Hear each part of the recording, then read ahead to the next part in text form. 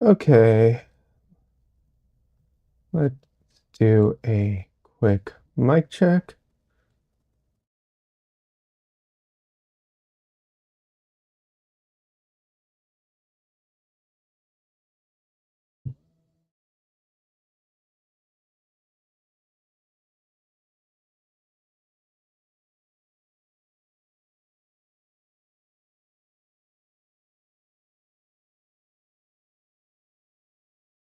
All right, seems like it's working.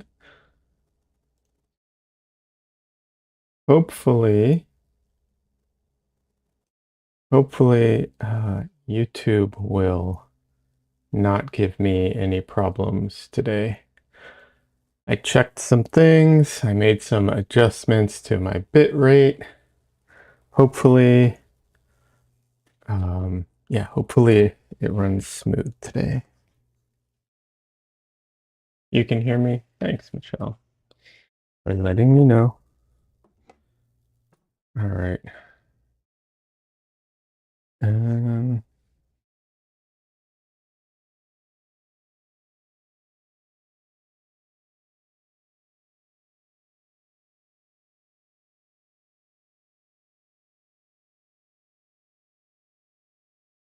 Ready. Where is my thing to turn this on? Okay, there we go.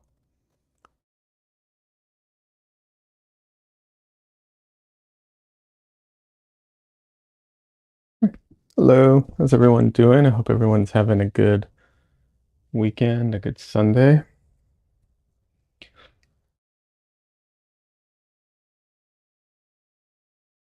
So, let's see.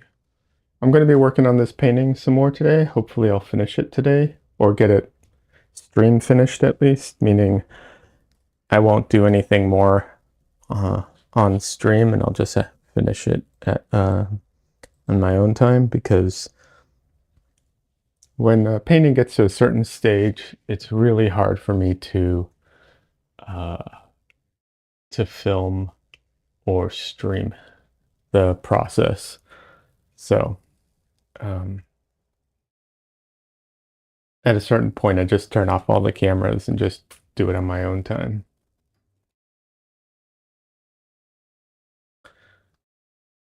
So yeah, be working on that. Some other news is not the right term for this, but I bent my my maul stick.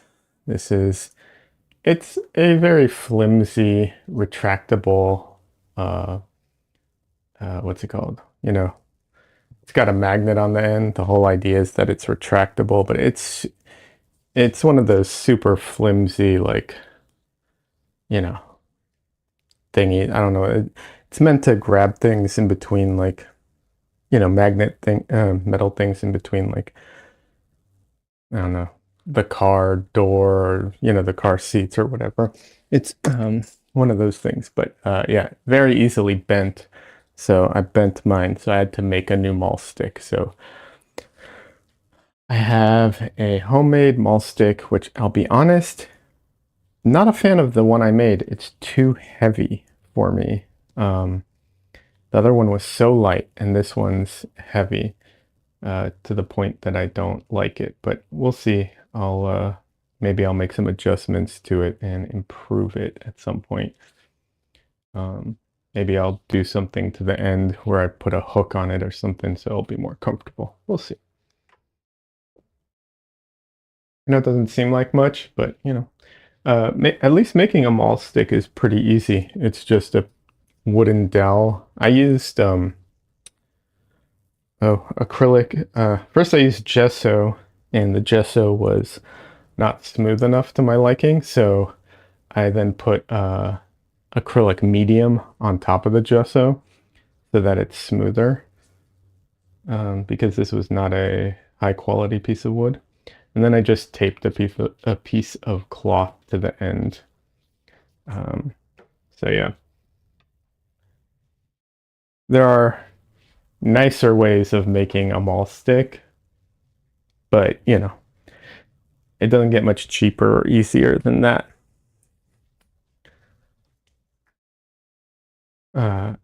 Pretty sure my painting's dry. Should be at least. Okay, 90% of it's dry. I'm shocked at that actually. Thought all of it was completely dry. But I wanted to, before I started painting, I wanted to share a painting that I just finished that I haven't posted online yet.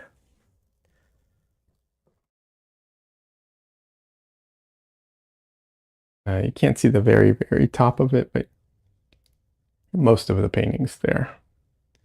So I'll be posting this online soon-ish, probably.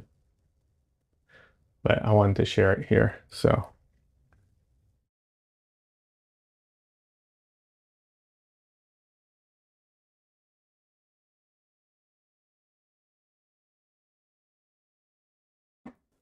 the good thing is there's what's it called? The replay, so people can watch this after the fact too. And I guess we're gonna, before we get to the painting, we have a little guest. Hi, Dresden. Oh, baby boy. Yeah. Why do you always lick my nose? Dresden. Meow. Oh, you're so sweet.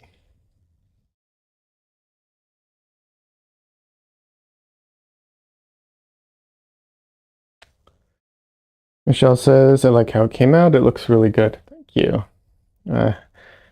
Hate the delay on YouTube, but yeah, thank you. Yeah, little boy. You want to be put down? You want me to put you down, I mean? Always sounds bad either way. He's biting me now. Okay, here you go. You can have my chair.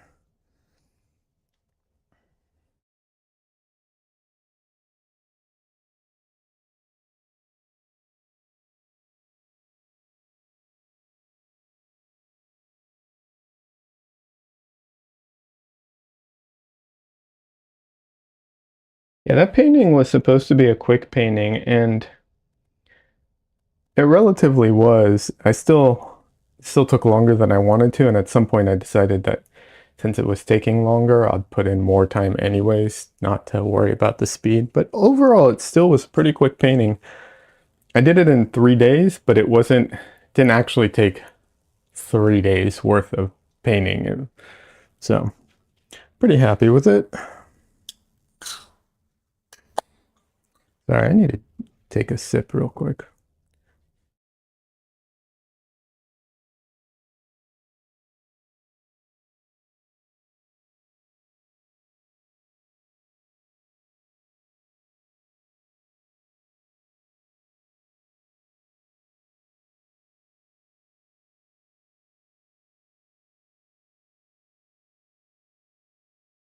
Oh, I was muted. Sorry about that.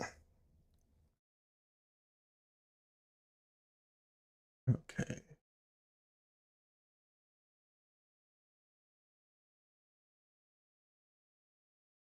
Um, huh. Okay.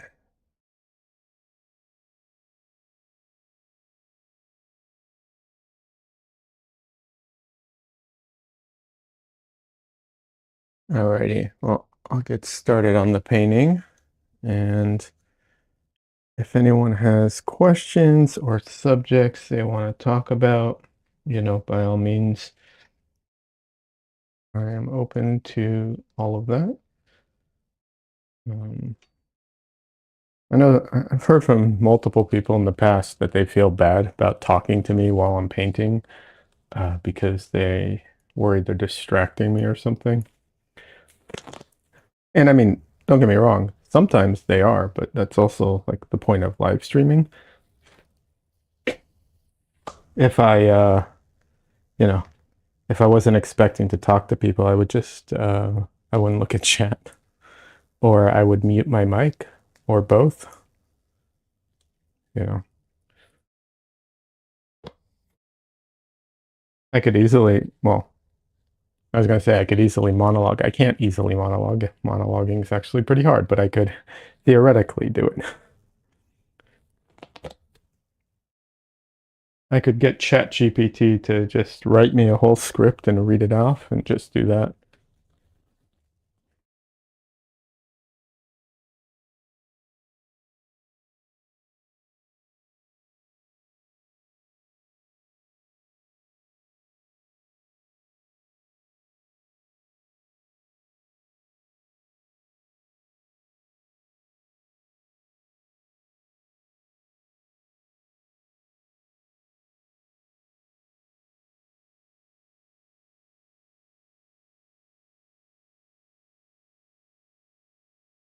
I'm not a huge fan of AI, as some people here know, but I'm not 100% against every aspect of it. Um, but I am against how it's been done overall. But there's always nuances to things, although people generally don't do well with nuance. But yeah, I did think about using a chatbot of some sort to help me with my video recordings because I am not good at talking to it. Like, not good at writing out scripts, and I'm not good at I'm not good at writing scripts. I'm not good at reading scripts. I struggle with scripts in general, but like I'm fairly decent at uh, talking live, and I'm fine in a conversation. So made me, I was thinking of ways I can get around that. You know,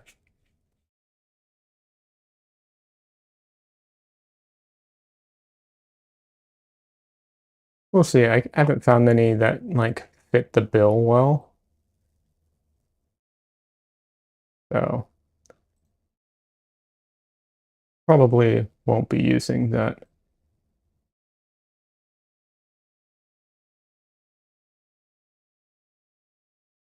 All right, something felt off. I realized I forgot to put the music on.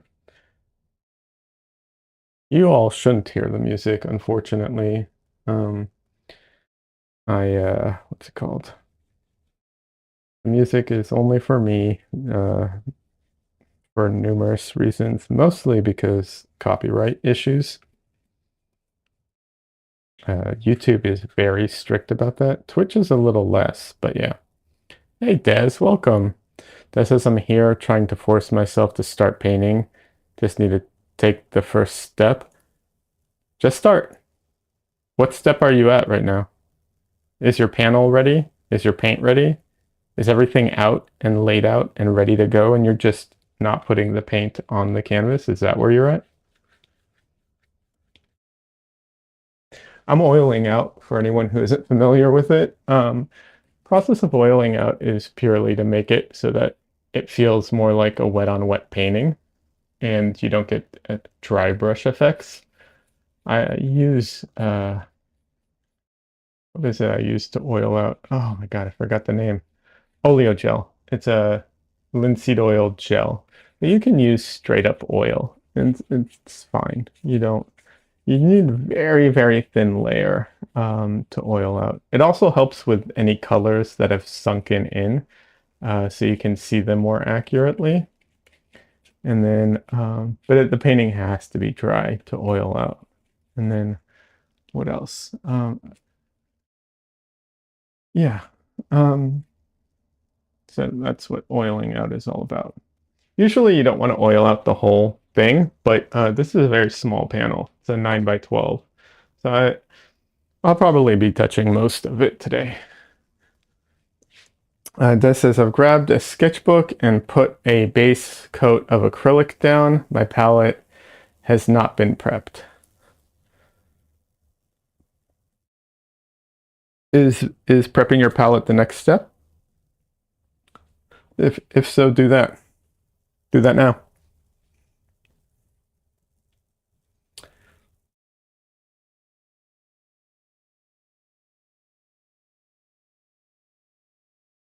So I did make an interesting discovery recently. Um, you know, paint brands are,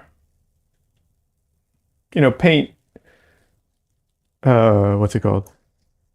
Uh, Paint is different from brand to brand in consistency. The same color can be different from brand to brand.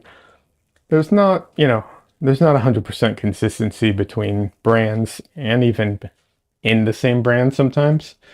Um, but, you know, I'm pretty sure that I've I've come to the conclusion that at least when comparing, so I'm comparing bismuth yellow from M-gram, which you cannot see because it's blown out entirely. M-gram, oh my God, you cannot see anything here. Anyways, this is an M-gram bismuth yellow, and this was a Gamblin cadmium lemon. Their colors out of the tube are very, very close to each other. I think the bismuth yellow is better. First of all, I like M-gram more, it's softer, but it mixes better. It has, it holds up in mixes better, and it has a richer color. It like when I mix this with other things, it doesn't seem to have as much white in it. Now, cadmium lemon theoretically shouldn't have any white in it, but it just desaturates, and it's so light that it seems to add white to the mixture. This doesn't. So I think from now on, until I find a better alternative, bismuth yellow is going to be my main yellow. And that is kind of sad, or unfortunate, because it is the most expensive yellow. It is in the I think it's the highest series that M-gram has. Maybe it's not, but it's up there. I think it's more expensive than Cad Lemon even. And that sucks. Yeah, that's unfortunate. So, um,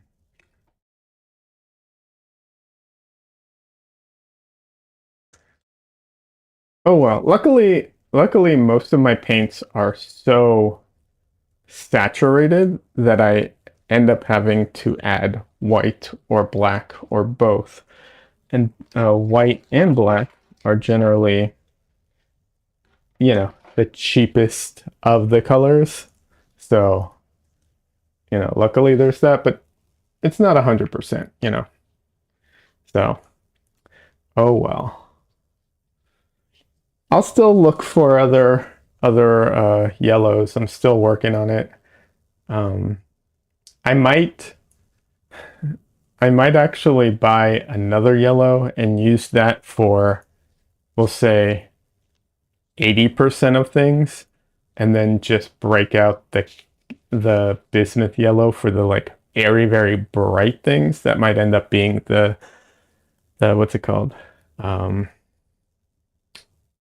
the strategy, just for two reasons: financial reasons and convenience. Most of the time, since I have to constantly knock it down, it might be worth it. But we'll see. We'll see. I'll give it. Oh, also another thing. Sorry, I'm going to get to the painting, I swear.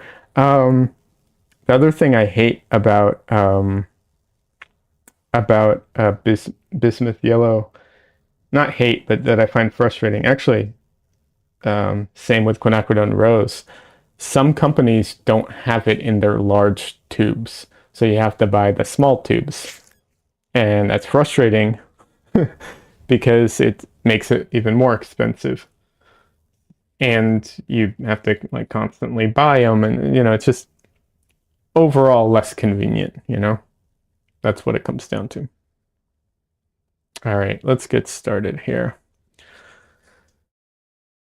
All right, so let's see where we're at here. So I like some of the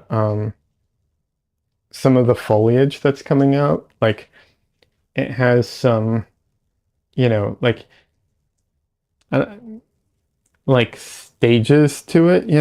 It's like this part's this part is in front of this part, which is in front of that part, but it's subtle at the moment. I think I need to make it a little less subtle. That was always the plan, at least. So I might need a different brush for this, though, for part of this at least.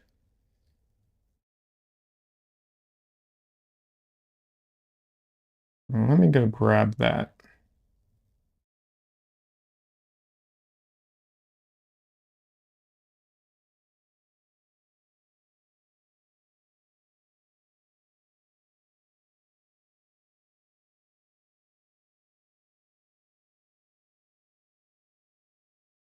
So it's not that I need a brush of a particular shape, it's more an issue of size and and firmness of the bristles. That I'm running into a bit of a problem. What I need to do is I need to just stop. I need to go through my brushes, decide which ones I'm going to keep in rotation, which ones I've tortured to death, and put the tortured ones aside, and then find the new brushes that I have, which I do have new brushes. Find out, look through them, figure out which ones I actually need to use, and um, just do that. That's really what I need to do.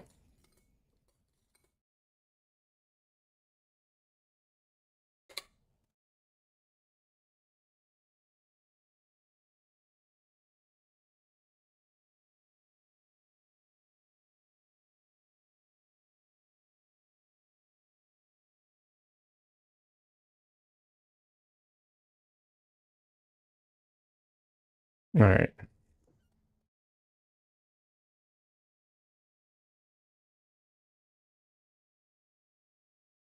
Oh, you can't see what I'm doing over there. All right, let's mix it over here. I might have to put out more paint in a minute, but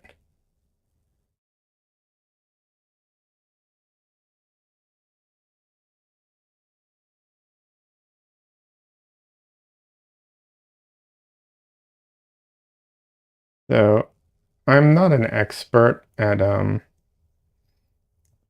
uh foliage and plein air related stuff. Definitely not an expert, but my understanding is um,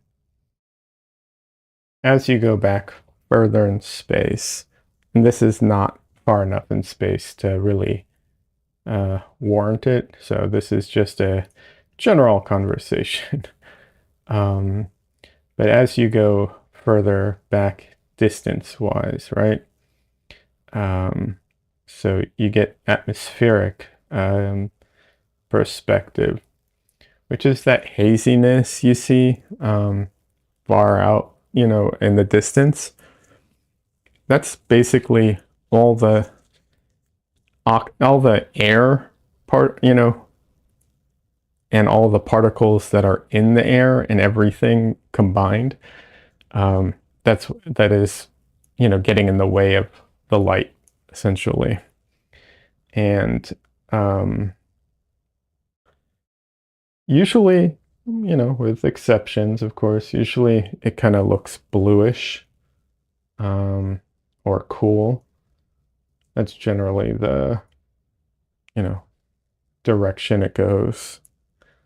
And then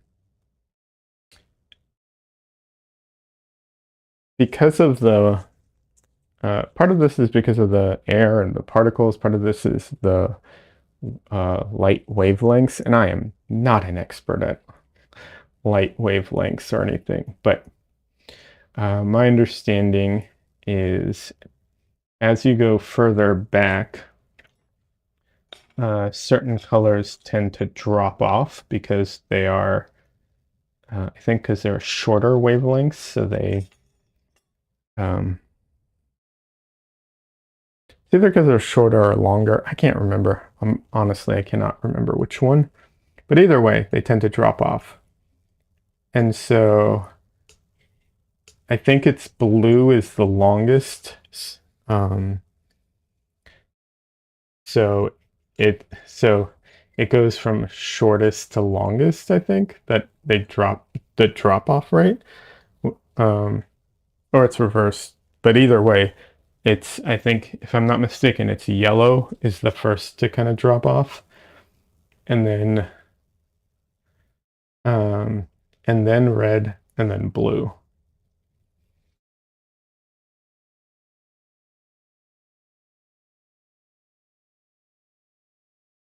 So that's why trees and stuff at a distance tend to have kind of a brownish, more of a brownish color or a desaturated green. Like, I'm not saying that all of the color disappears. I'm just saying, like, that's why it tends, like, it could be a very vibrant green, you know, place, but, or plants, but it gets desaturated and starts to lean kind of red or purple, you know.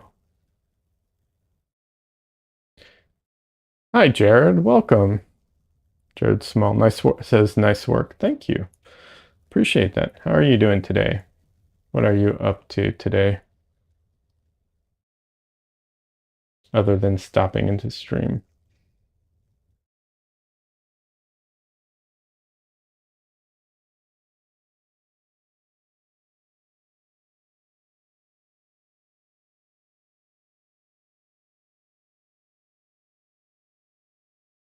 Are you an artist as well? A lot of artists come in here. That's why I ask. It's not 100% artist viewers, but it's probably an 80%.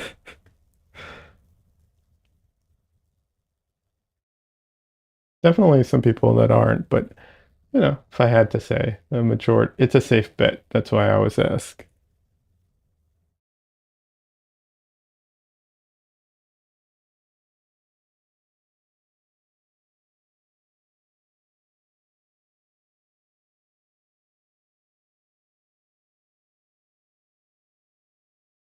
And I should mention, I stream to Twitch and YouTube at the same time, so I do have two chats running simultaneously.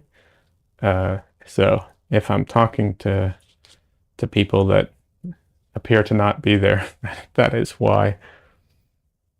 But yeah, there's a 9 by 12 panel that I'm working on, so it's a small painting, although oh, so much foliage to cover here, which I'm generally like a figure drawing portrait painter type of thing, so all the foliage is not my go-to. So yeah.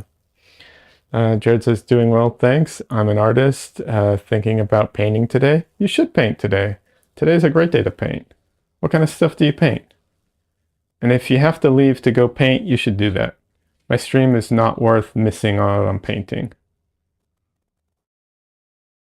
Although, if you want to have me in the background, you know, that's nice too. Hey, June. Uh, June's here. June a la carte on Discord. I mean, not on Discord, on Twitch. Welcome. How you doing? June says, good morning. It's 7 a.m. Oh, I'm so sorry you're up so early. That's awful. Let me take my meds. Go for it. I am not a morning person. I know some people are. I am 1000% not a morning person. All right, let's keep going while talking to people. But yeah, I try to encourage people to make art as much as I can. Um, and I don't think anyone should miss out on making art just to hang out with me. But sometimes you can do both, and that I appreciate when people do. By the way, there's a delay on YouTube chat. So if you ask questions or whatever, I mean, as as I talk, it's hard to always get to chat immediately. But also, that means that sometimes if you say something, I might not remember what we were talking about because of how bad the delay can be. So if you're, you know, I'm just rambling at the moment, but yeah, sometimes it can be jarring, unfortunately.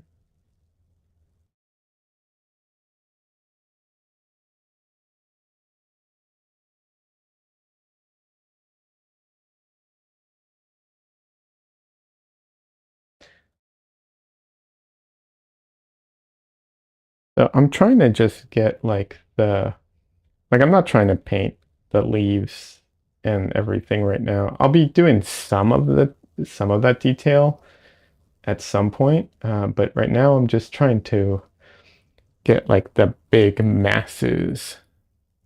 I probably should have done that earlier, but like I said, I'm not really a landscape painter, so some of this stuff is definitely not my what's it called?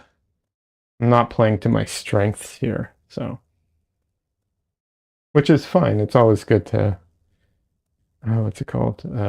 Challenge yourself. I think it's fantastic as an artist to challenge yourself. Although it's also, while I think it's great to challenge yourself, and I do think learning fundamentals and stuff is super important as an artist, I do think that there comes a point where you need to also kind of pick pick and choose what you want to work on more and less, and just kind of deep dive into that stuff. And it's okay to not be able to paint everything or draw everything. Jared says, I paint in oils a version of hyperrealism of flowers. Oh, wow. Okay. Houses and people. Um, Setting up in front of my canvas now. We'll paint with you in the background. Nice. That's hyperrealism is intense. I've never had the uh, I would say patience or discipline to really do hyperrealism. Yeah. I assume also probably to be fair, I guess not the interest in doing it either, because if I have the interest in doing something, I'll do it.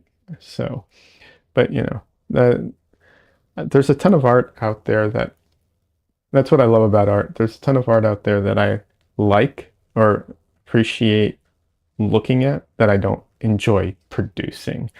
And in fact, a lot of times I enjoy the art that I don't like producing more because not all the time, because I do have influences, but a lot of times the artists that, that do what a similar style to me, I'm like, well, I'm not trying to take away from what they did, but also I can do that. Literally, I can do that. So I'll just go do that. But artists who do stuff I can't, I'm just like, how? How do you do that?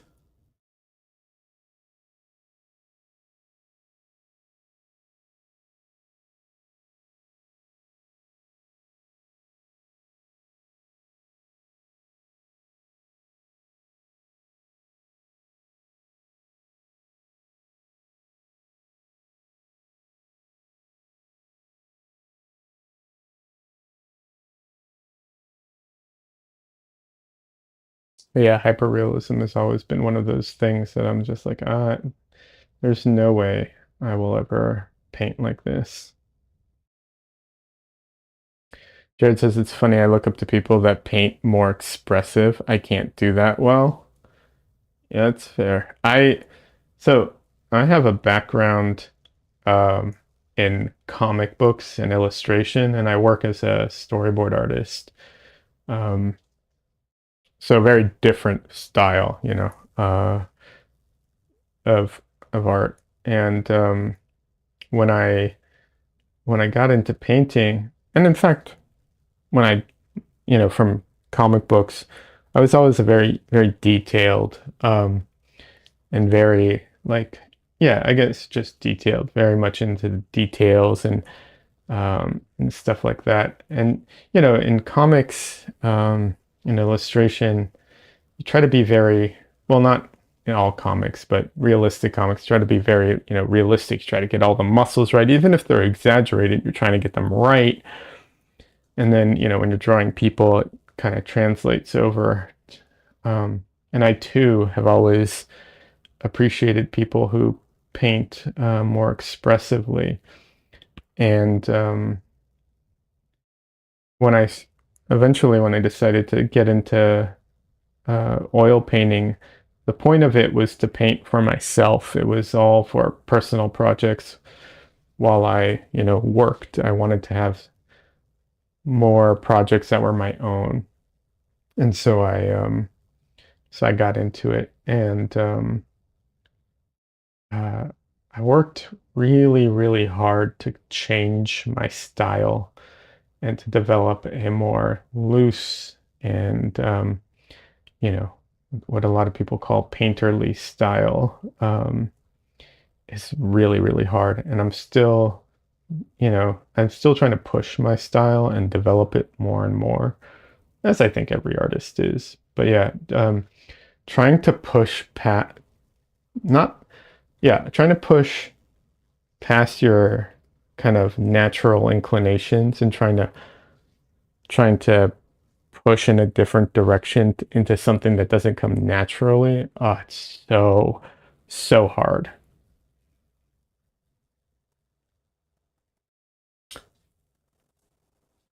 June says, I'm glad I made this stream. Oh, me too. It's good to see you. June's a fantastic artist, by the way. Uh, I recommend checking her out. June, if you drop a link, since you're in Twitch, you can do that. Drop a link and I will share it. Also, we have a Discord. To anyone who's new here, we have a Discord and you can share artwork there, and you can, share social medias and everything there. And also it's a great place for, because we do group events. Like recently we did Portrait Artist of the Year Paint Along, which was a lot of fun. And so that's a great place to hang out. It's not the most active Discord in the world, which I think is good. I think we're like in a good place of like being active enough and responsive enough when people post, but also not spammy. Jared says, I just found out that artists painted live on YouTube. Do you like it? Yeah, I really enjoy it. I'm not, it's one of those things where it's like, I do it for a number of reasons. Unfortunately, financial ones at the moment are not one of them because I do not really make money off of this.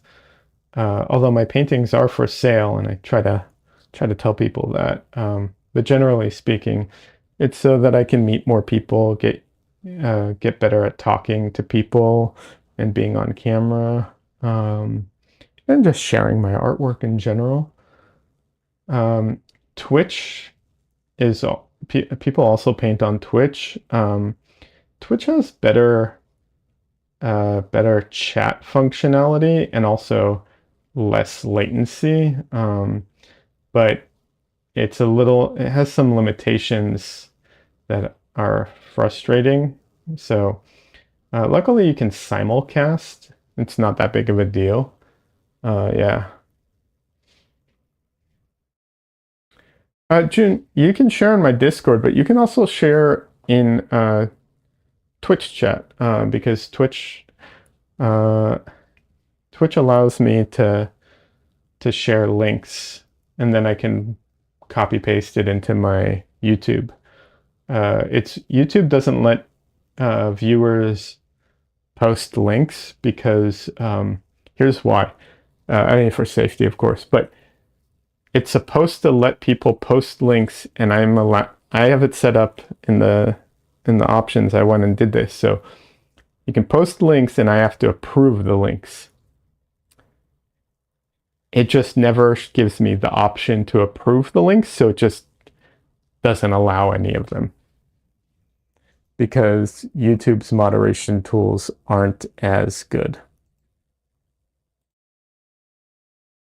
So this is June, very good artist. I'm just going to share it over on YouTube, and you know, for anyone who comes and watches later, they'll be able to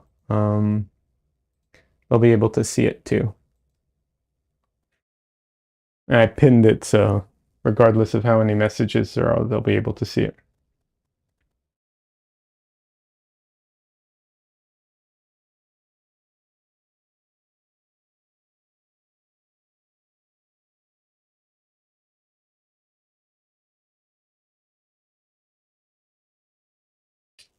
As far as if you're looking for other artists on YouTube that live stream, Dylan Sarah, I don't know if does he still live stream?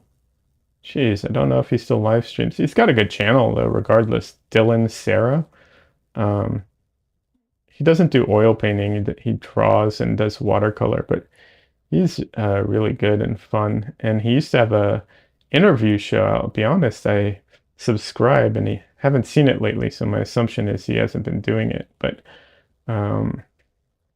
yeah. And then Chelsea Lang, I've taken her workshop.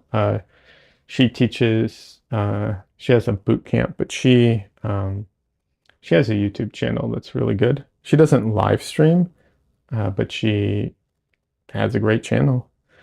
And oh, East Oak Studios, they do live stream, so check them out. They live stream, I think, every Thursday during the day. They do a paint along, so you can. They do a still life, and they provide the reference photo, so you can, paint with them, which is pretty cool.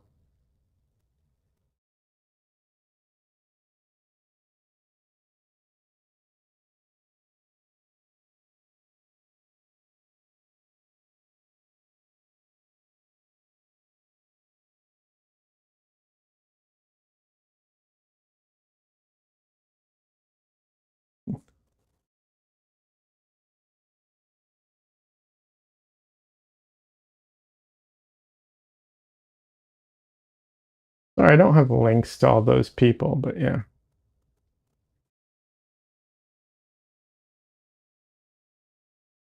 None of them are spelled all that odd. And I know how to pronounce their names, so.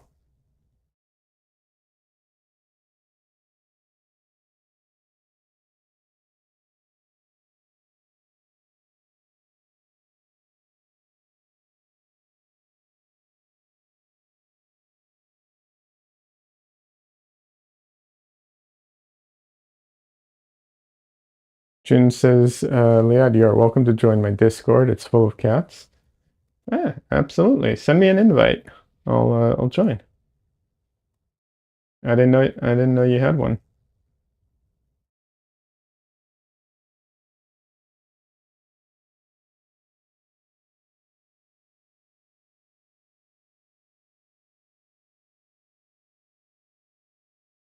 It's a secret one. Okay, fair enough.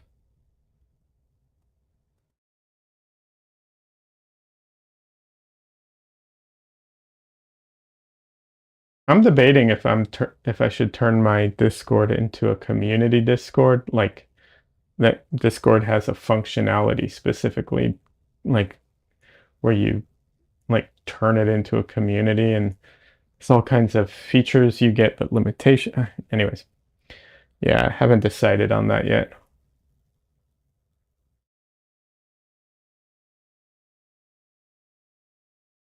So I understand keeping it a secret, and it also minimizes trolls, you know.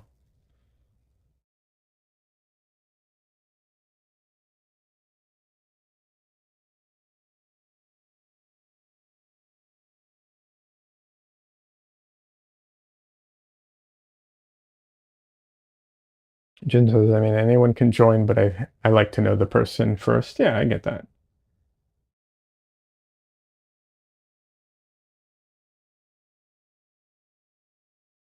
Okay, I'm just gonna knock all of this back a bit. I'm gonna have to go back in with some lighter colors to bring some of this back, but I want to get the shapes in.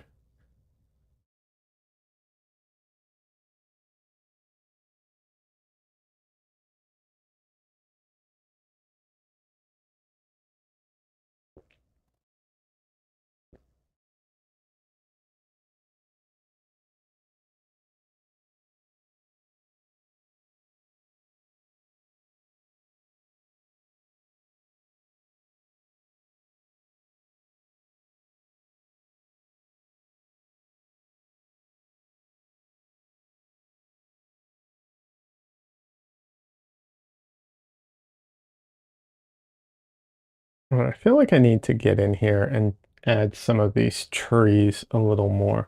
So there's these like light tree trunks that are here, or branches. I feel like I need to put some of those in.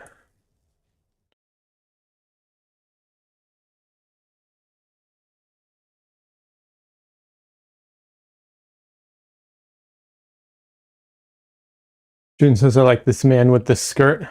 Oh, thank you. The skirt's going to get a lot lighter. It's practically white in the reference, but right now it's obviously not white.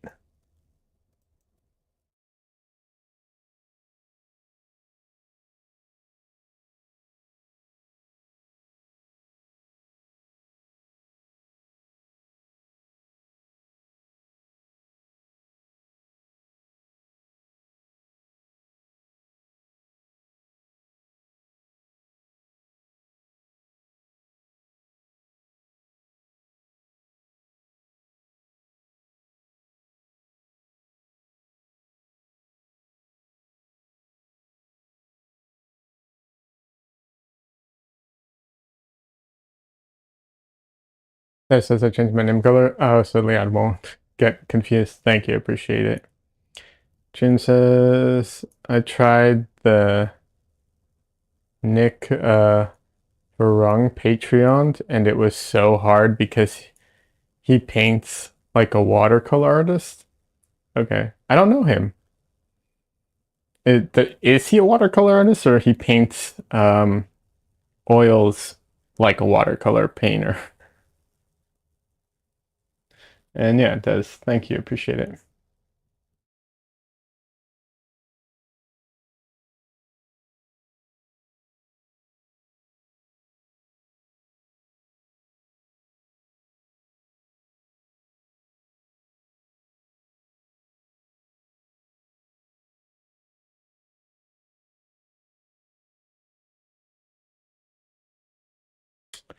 He paints with layers and Galkid.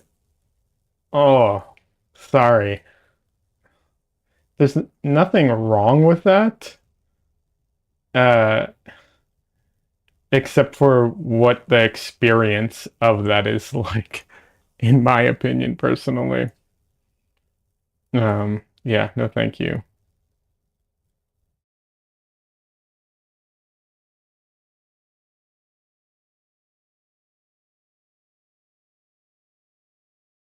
That sounded that sounds very unpleasant. I painted with Galkid before. I used it recently on a painting I was trying to get done in time, and I hate it. I do not enjoy painting with Galkid.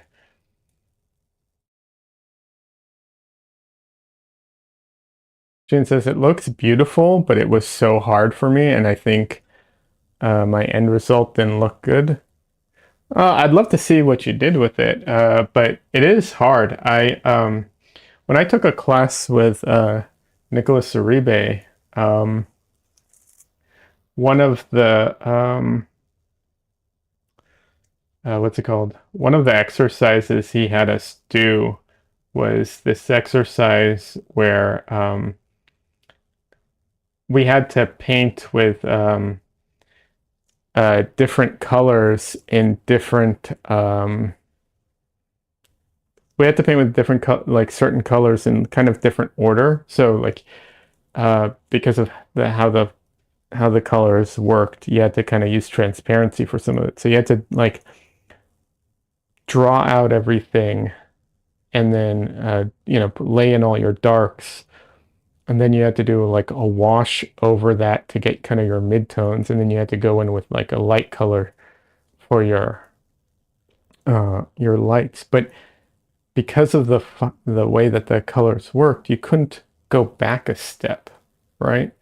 And so your drawing had to be perfect at the very beginning. Not at the very beginning, but once you moved on to this next stage, your drawing was essentially locked. And that's one of the things I find painting in layers so frustrating.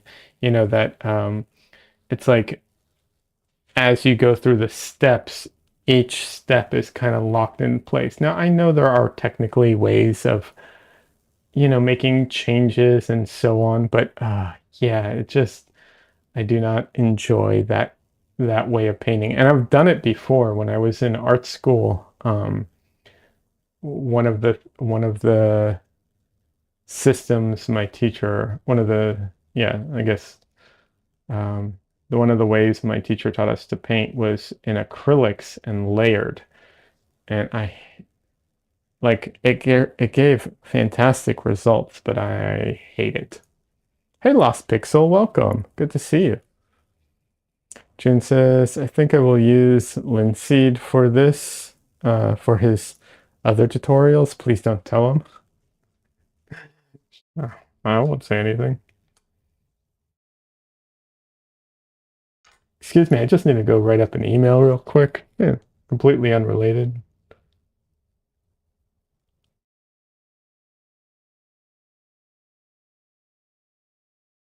But no, yeah.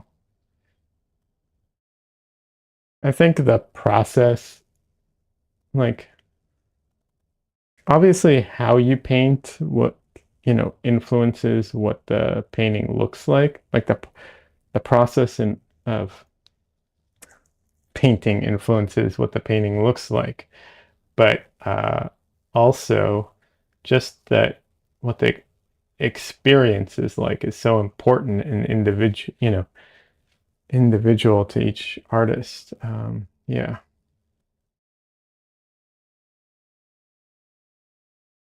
Hey, Lost Pixel, what are you up to?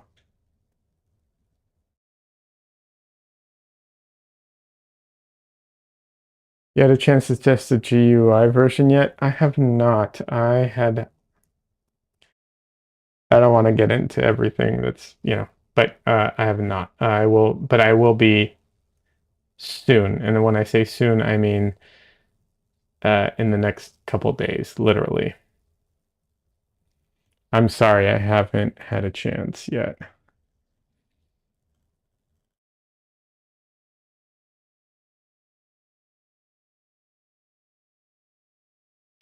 I am trying to figure out right now how to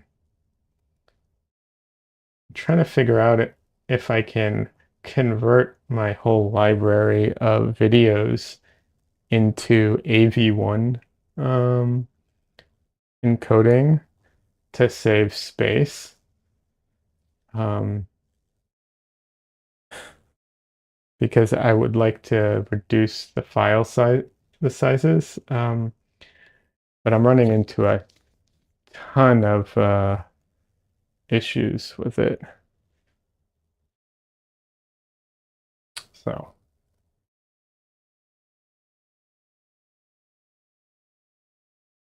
But man, video takes up so much storage space. So I would love to be able to reduce the storage size of my files. But yeah.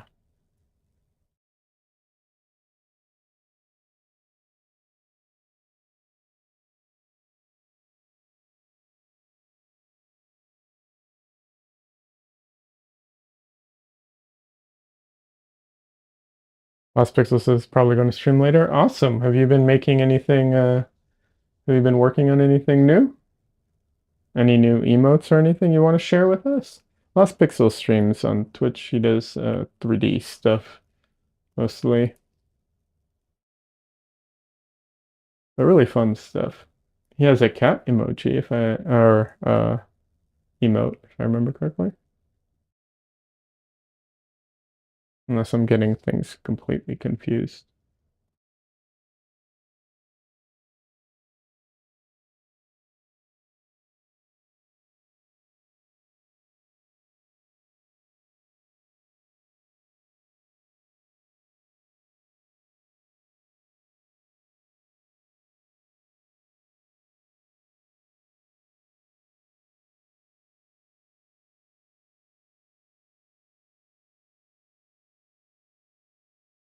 No new emotes, but working on a little set of models and animation for a challenge. That's cool. That's very cool.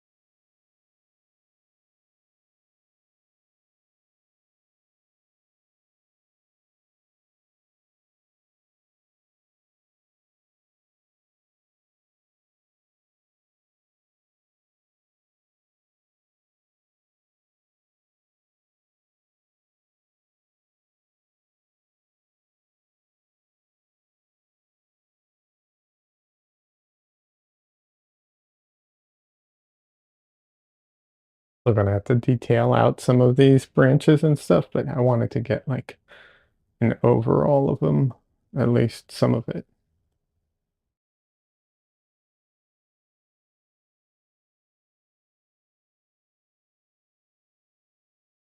Last Pixel says I need to add some emotes and stuff though. I kind of stalled working on my raid animation. Ah, it's a lot to work on, honestly. People don't realize that. I'm not saying you, I'm just saying in general. Like, people don't realize how much work some of this stuff really is.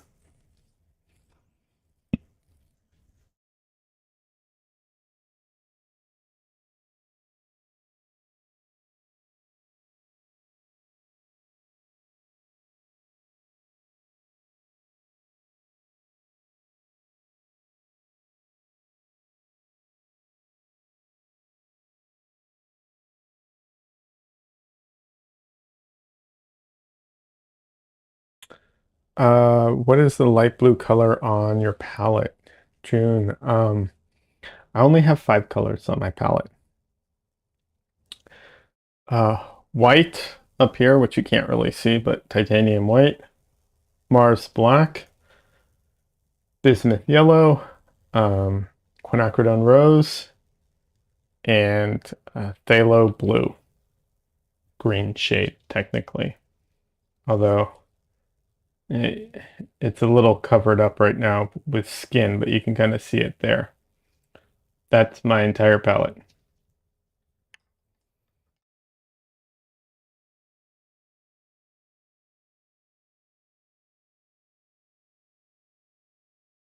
All right, let's do a quick stretch. June says, well, I don't use any of those colors except white. Well, the black isn't much different than other blacks. I think it's more opaque. If I'm not mistaken, it's more opaque. And it leans, I think, a little yellowish. But I don't use ivory black because it's ivory black is made with bone. Used to be made with ivory, now it's made with bone. And I don't use animal products, so I don't use ivory black. But I also like an opaque black, but any black will do.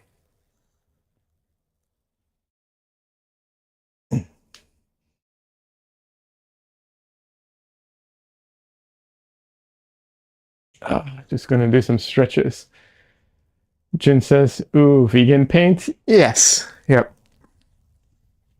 I also don't use. I also use only synthetic brushes as well for that reason. The synthetics have gotten so good now. It's not a negative at this point. It doesn't really matter, in my opinion. As far as the colors, my palette is essentially a modified CMYK palette, and I'll explain what I mean by modified in just a second.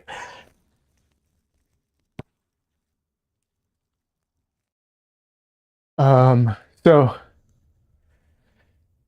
it's a CMYK palette because, um, well, cyan, magenta, yellow, and black, and white. But the reason it's modified is because phthalo blue out of the tube is so much darker than cyan, right? But you know, this isn't pigments aren't perfect, and the way paint interacts isn't um, is sometimes a little different than the theory of how things are supposed to act, and so on. Um, and so these colors are a little different than CMYK because phthalo blue, because it's so dark, um, uh, phthalo blue is you can get dark blues out of it, like saturated dark blues. Whereas if you use something like cobalt teal, which is a great like almost one-to-one of cyan, um, you can't get a dark, deep, rich blue color because the paint is the most saturated out of the tube. As soon as you start mixing, it loses saturation.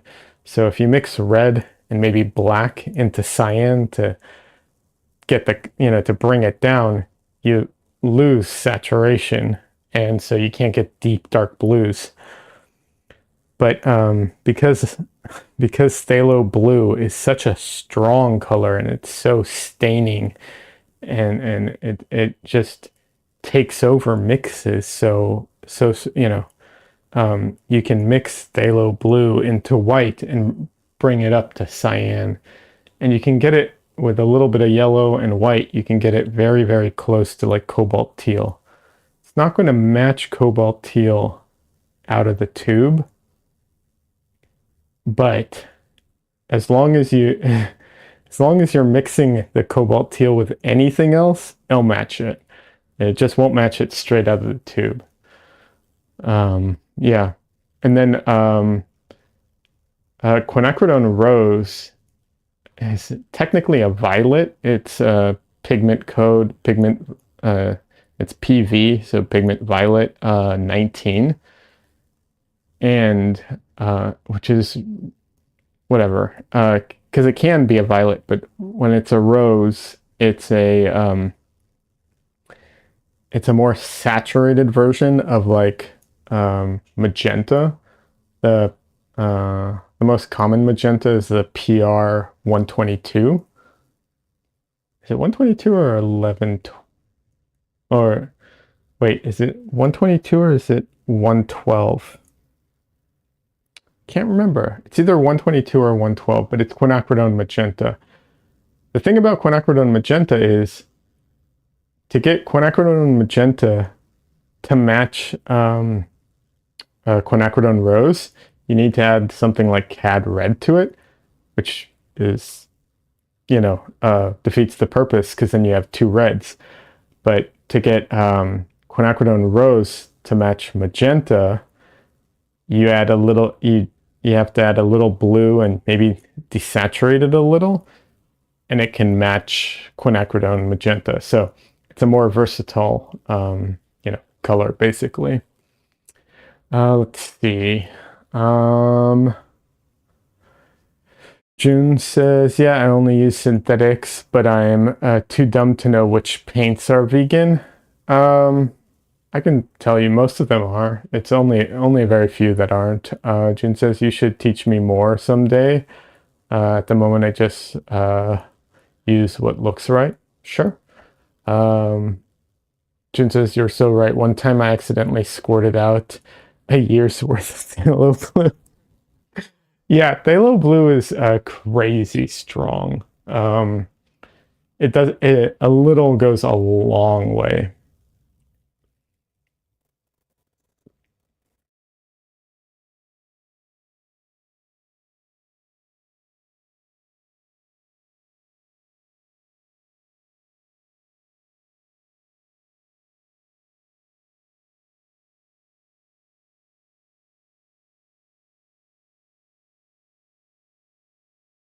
June says, don't think I've used quinacridone magenta before.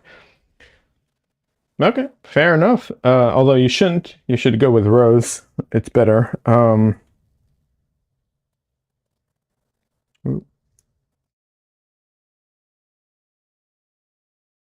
But yeah, it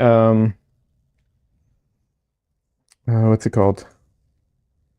Um, yeah, phthalo is very strong. That's why I use the paints that I use. All the colors I use are very very strong. If you have one color that's very strong, it's harder. Whereas if all the colors are very strong, it's easier. But nothing beats phthalo blue so far. Um, June says I mostly use Series One paints from Williamsburg. Yeah, fair enough. I've used colors from a variety of brands.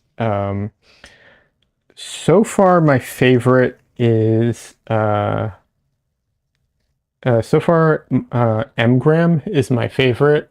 It's softer paint,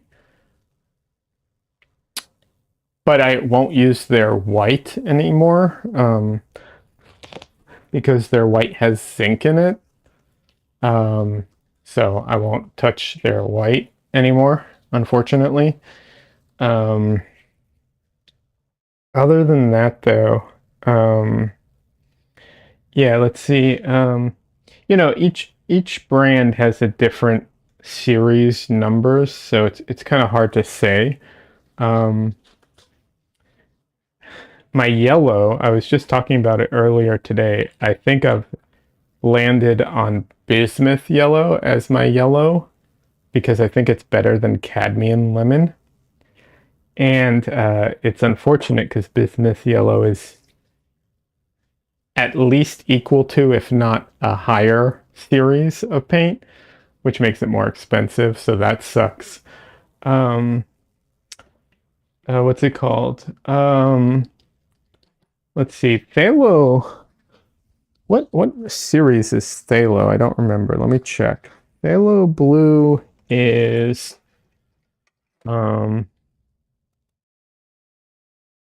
with Gamblin it's series 2. Phthalo blue should be pretty low on the on every series, everyone's. So it should be a 1 or a 2 depending on the brand. Also a little goes so far that it's very cheap. Mars Black is 1, Titanium White is 1, Quinacridone Rose is 4 with what's it called? M-gram, which means it's probably a 4 or a 3 with most other companies, depending on their scale. Yeah.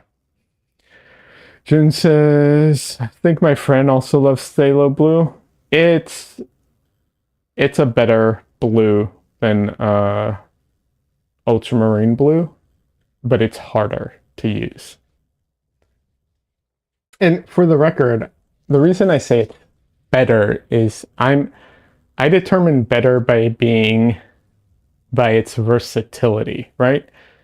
Um, like its range and its abilities, because I use such a limited palette. If you use a broad palette with a ton of different, a ton of different paints, then it might be completely useless, right? So it just depends on all those factors.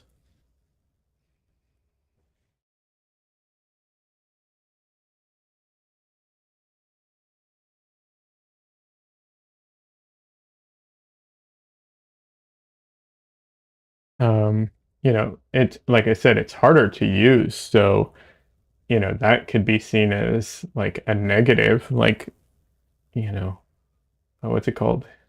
Um, I could see people saying like, oh, well, ultramarine is better because it's easier to use. Yes, absolutely. I agree.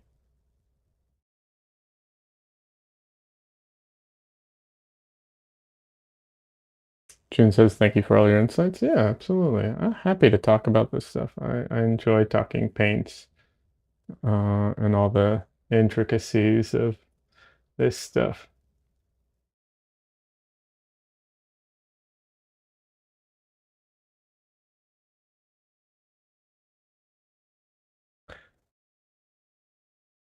June says I could probably try out some more powerful colors. Yeah.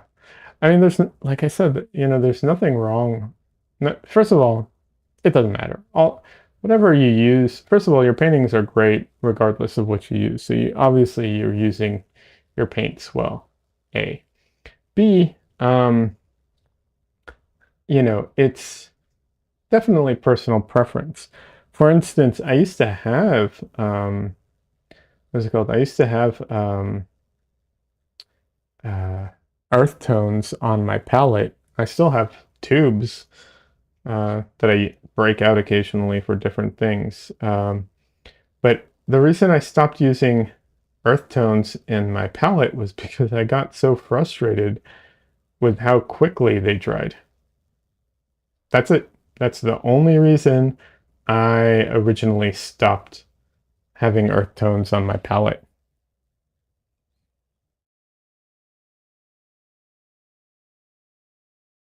June says, I definitely use a lot of warmer earth colors. Yeah.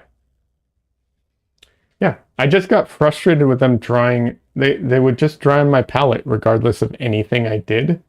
So I was like, okay, I am frustrated. And so I just took them off. That's it. That's the only reason I don't have earth tones in my palette. I will say I also have a tendency to lean into cooler colors. That's just like um I don't know, like a tendency of mine. I just tend to lean into the cooler colors a little, as a personal preference type of thing. But yeah.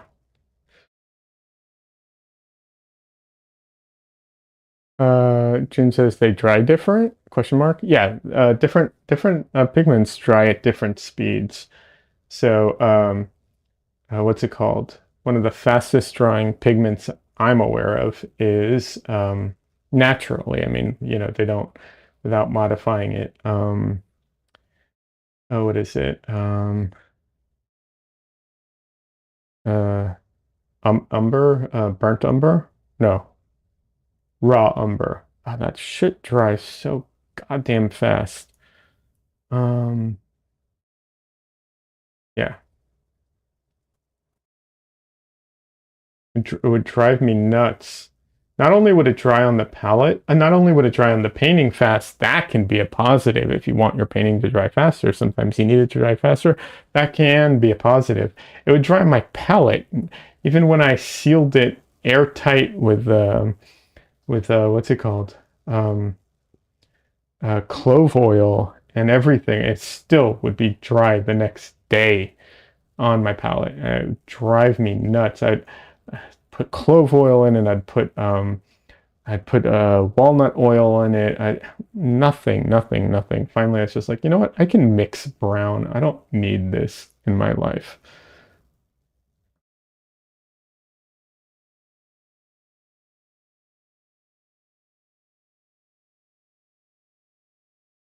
But also, I was also in general trying to get more of a limited palette too.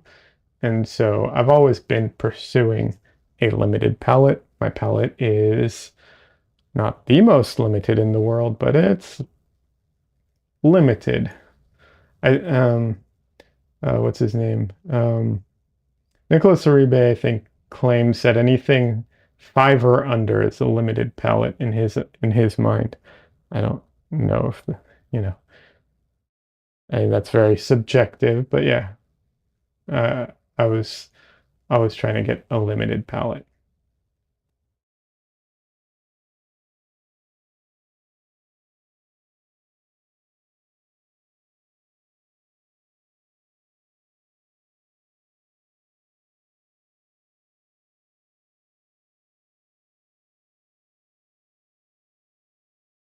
Also, I never wanted I never wanted a palette that I had to kind of um, like rotate out colors depending on what I'm painting. Don't get me wrong, sometimes you need spot colors and like sure, but that's different than like, oh, I'm doing a landscape. Let me go grab my landscape palette. Oh, I'm doing this. Let me go. I never liked that very much. Don't get me wrong, it makes sense, especially convenience colors. My palette suffers from a lack of, like, it's convenient in that sense, right? Like, I don't have to change out my palette, but it lacks convenience in other ways where I have to mix everything all the time. And that's slower because if you use earth tones and you use, warmer colors, like if you use a brown that can go from a warm brown to like a desaturated brown very easily to a desaturated to like a gray, you just covered like at least 50% of things in the world. Like everything's kind of shades of brown and gray. So, you know, very, very useful. You know what you know what is the color of phthalo blue? Not a lot of things. You know what's the color of quinacridone rose? Some flowers, but and cars, flowers and synthetic things, nothing else. June says maybe I'll try English red. I don't know English red. What's the pigment code on English red? Red oxide? Okay. I do have a earth red that I don't really use. Um, but I have used it. Let's see. Where is it? Uh,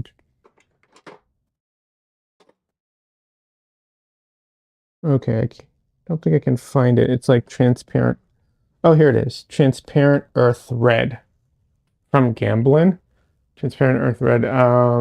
It's a good, useful color. June says, I'm not sure the pigment code, but someone said to use it instead of brown. I mean, if you want, like, it doesn't matter, right? That's the thing. It doesn't matter what colors you use, really. Like,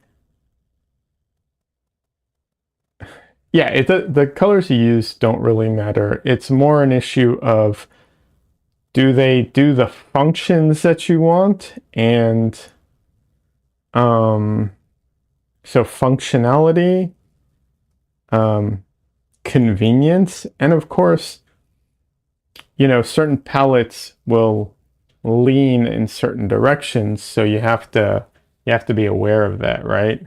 And either lean into that or fight it either way, but you need to know it. But yeah, the limitations, the functionality of it, all that, you know, uh, but and I know you know this. I'm just talking in generalizations here, right? Because I have time to fill. But uh, you know, yeah, it's there's no good like good pigment or bad. It just depends on what you want it to do.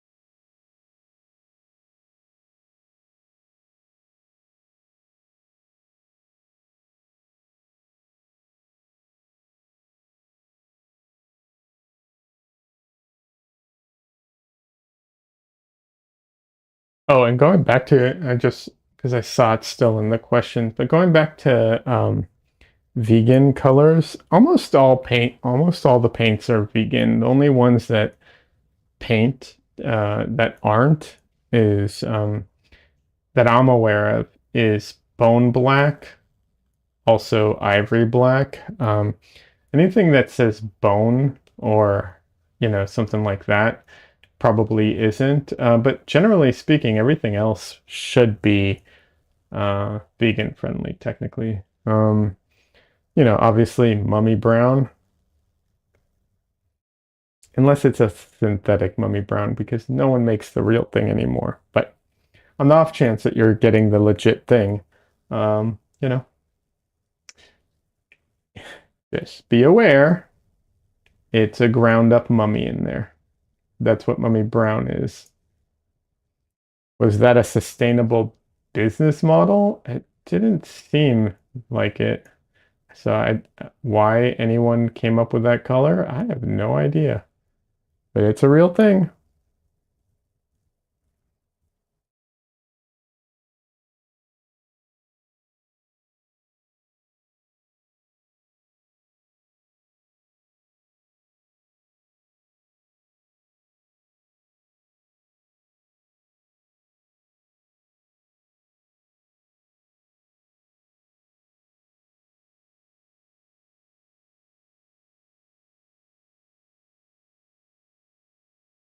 June says, "Ew." Yeah, I don't understand. I'm so curious about the thought process that went into that because, like, talk about I mean, ew aside, like, right, like the whole concept aside, it's an extremely limited resource, right? Like, there's only so many mummies out there. What was the thought process here? I don't understand.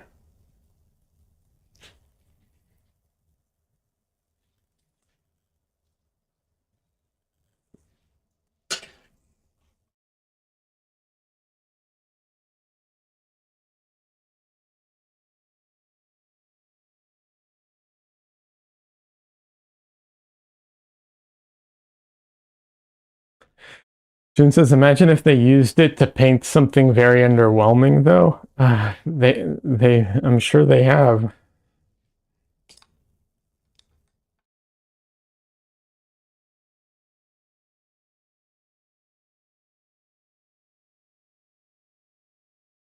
Okay, I'm running out of paint mixing space, so I'm gonna mix over here, which is off camera.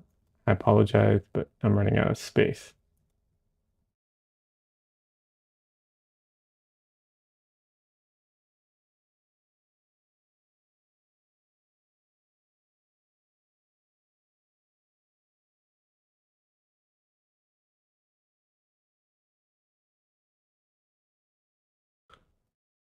Jin says, I think it's disrespectful to use mummy.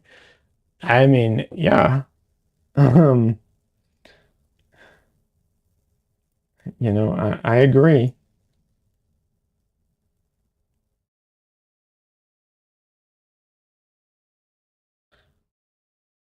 I mean, to, they weren't exactly the most respectful at the time of mummies in general. Like, if we're being honest, right? So, is that an excuse? No, it's just the reality of what it used to be like.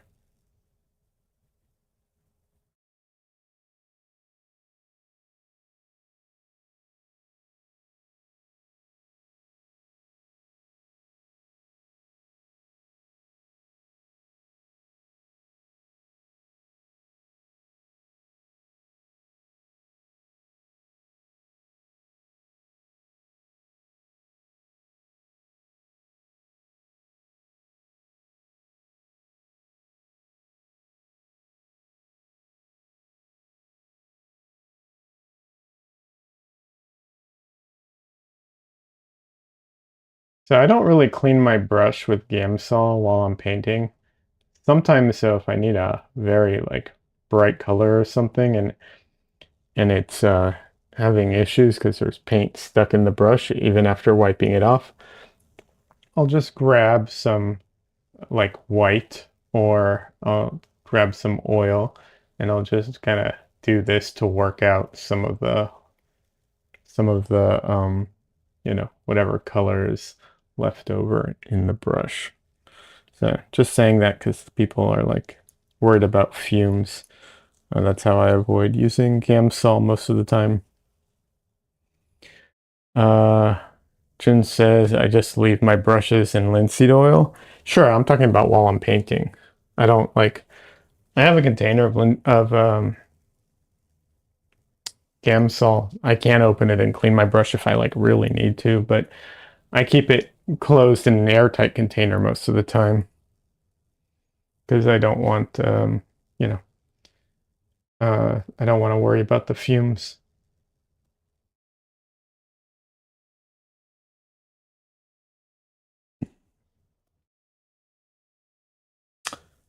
Jin says while painting, I kind of wipe. Yeah, I wipe it off too. I have a just a paper towel shop towel that I use, but sometimes the color gets is stuck in the brush, and it's usually not a problem, but sometimes you need a cleaner color than you can manage without, you know, uh, so that's how I kind of clean off the brush without like washing it.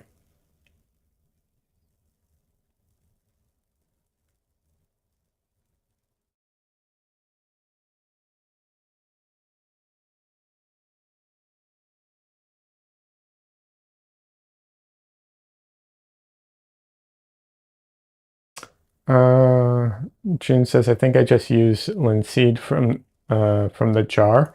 Yeah, linseed oil would work too as a way of cleaning the brush.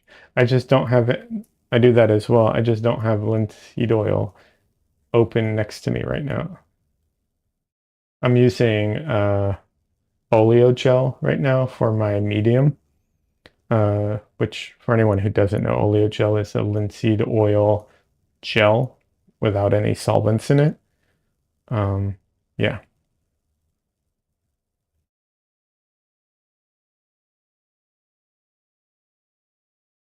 June says, I'm a very lazy painter. I use a table as my palette that I never clean. I mean, nothing wrong with that. I My palette is glass from the hard is a piece of glass from the hardware store, so very cheap. But I use this size and this everything, this glass and this size and everything because I keep it in a airtight contain what is it called? The Masterson's I think that's what it is, container, airtight container when I'm not painting. Uh, if I remember to do that. But yeah, I leave it in that. And then um, I do clean my palette because it's small. Also, I like having my palette mounted, like the way you see it, they're side by side, you know. This isn't a camera trick. It's right next to each other. I'm not like doing a split screen or anything. Um, I like having the same lighting on both. Um, when I go plein air painting, it's one of the things I struggled with. Not the only thing I struggle with. I'm not a good plein air painter, but that was one of the things I really struggled with was the different color lighting that hitting, the palette and the painting. So by having them side by side, same color lighting, same strength, same everything. Hey, Cassandra's here. Welcome. How you doing?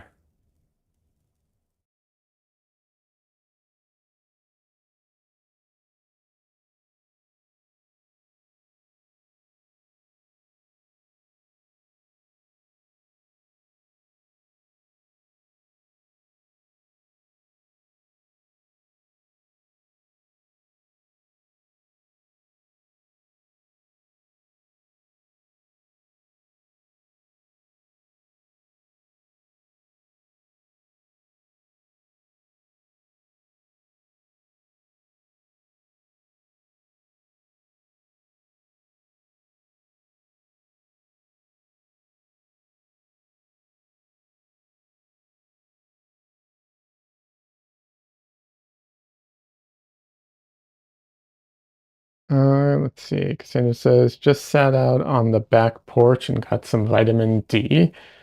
Jean says, that sounds good. I love sunlight. Cassandra says, it's so nice outside. Yeah, it's very nice outside. I went out to meet a friend for coffee earlier. Um, yeah, it's really nice out. We didn't sit in the sun because regardless, the sun is not my friend. But I sat outside still.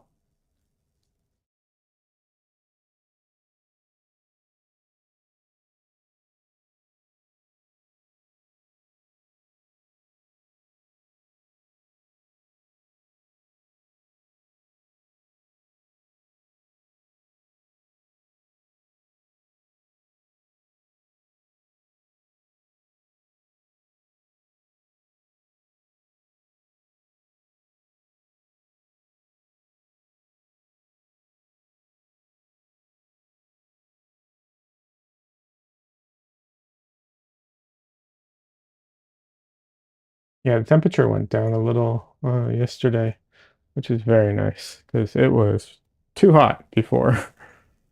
So,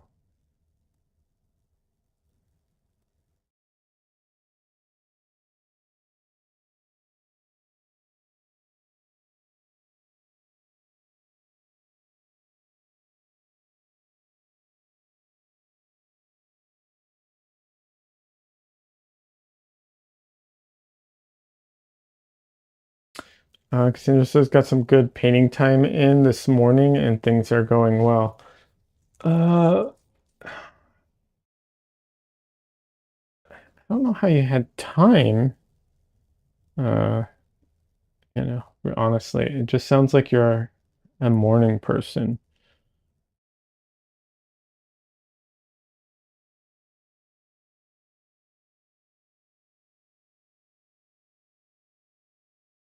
Sandra says it's nice when stuff doesn't fight you. Absolutely. Oh, Jared over in YouTube says, I put my paint in the freezer. Yeah, yeah, a lot of people do that. I have a little container of what's it called? With a cotton ball in it with then I put clove oil on it. I seal that until I seal my paint away with it and then I open it inside the container. But I use the like just like a big Tupperware container. What's nice is I can take my whole palette. It's just a 12 by 16 piece of glass. So I just take the whole thing and put it in there, seal it up, and then that's it. Uh, you know, and it's And then when it's time to paint, I just open it up, put it back on here, and good to go.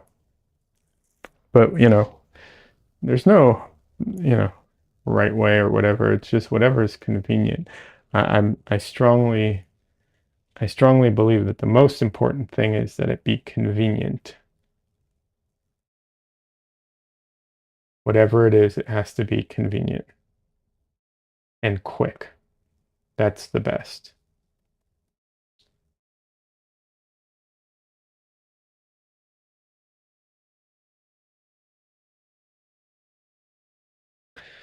June says it's 8-ish here on a Monday. Yeah, I know it's.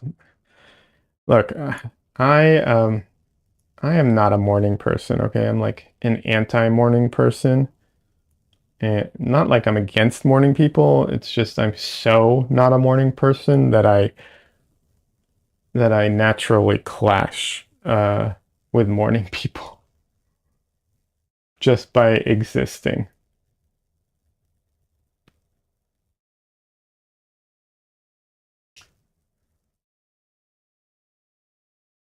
Sandra says coming to us from the future.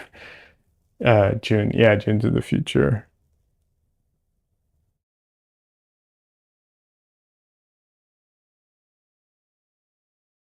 All right, June, no worries. You can lurk away. Uh,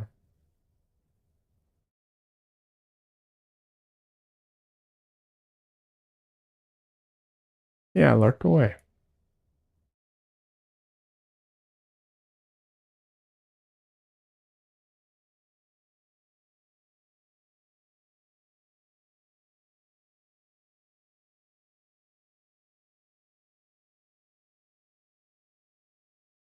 Sandra says I'm not a morning person, but keeping my work schedule has me conditioned to be up before noon. I mean, technically, I'm up before noon too, because I'm forcing myself.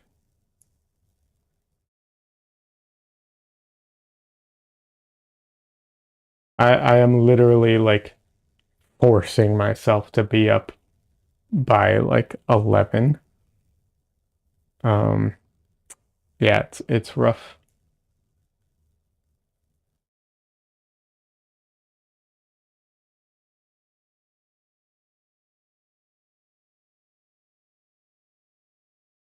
If I just let go of the reins and I was like, no, absolutely no restriction,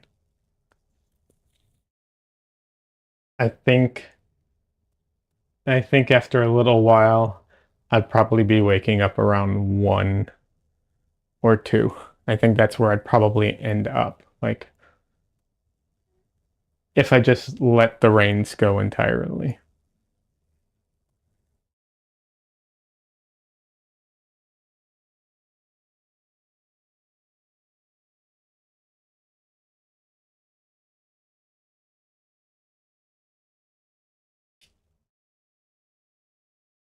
My last job, I was working remotely from LA. Uh, they were in LA. I was here in Texas. So I kept their LA schedule. So I started work at 11 um, most of the time. So that was convenient for me.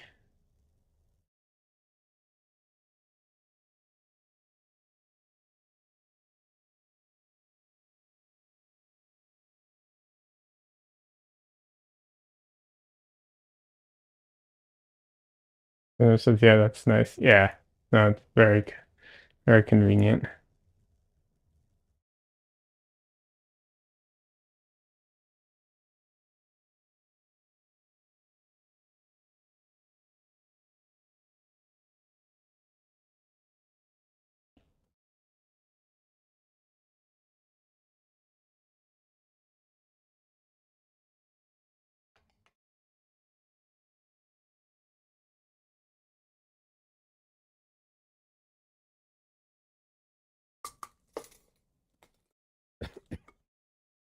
Excuse me.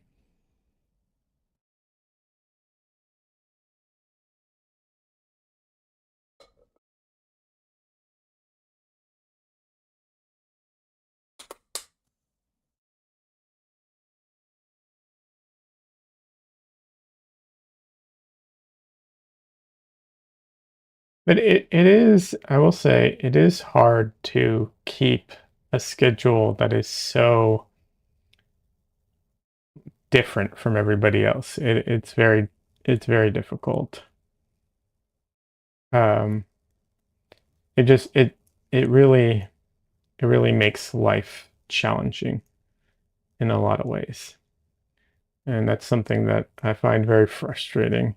I've always felt very frustrated with and always had issues with.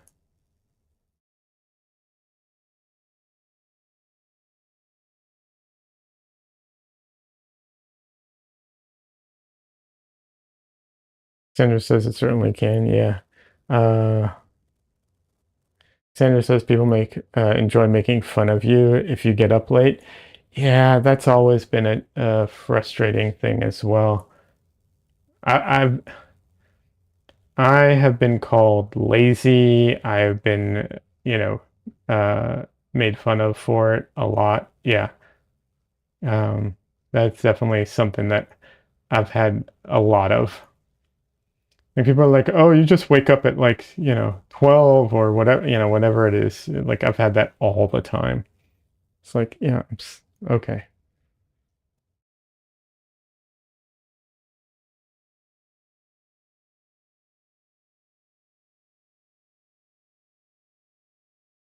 Jared says, never been a morning person. I just started waking up at 7, going to the gym. Uh, is have It's been great so far. Fingers crossed. Hey, I hope it works for you, Jared. That's fantastic to hear, and congratulations. I think it's great to, make positive changes in your life.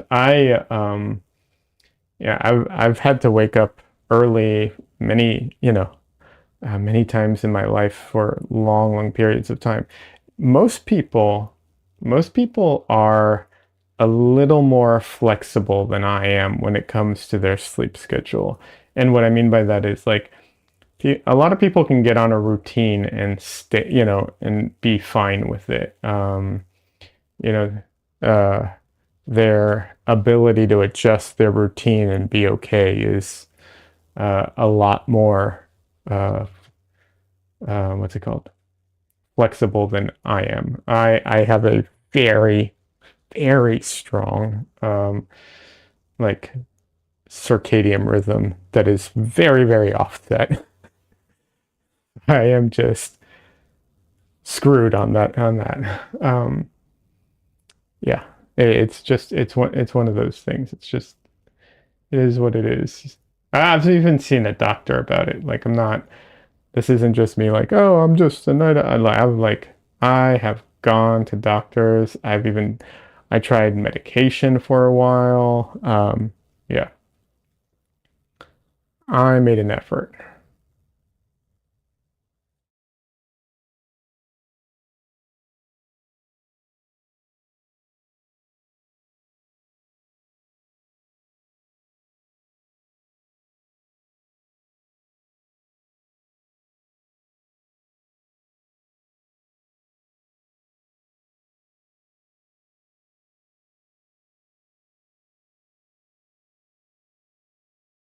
That's great that you're going to the gym. I'm actually trying to get into shape myself. I've started working out too. Not going to the gym, but at home. It's great. Feels great. Fingers crossed I can stick with it.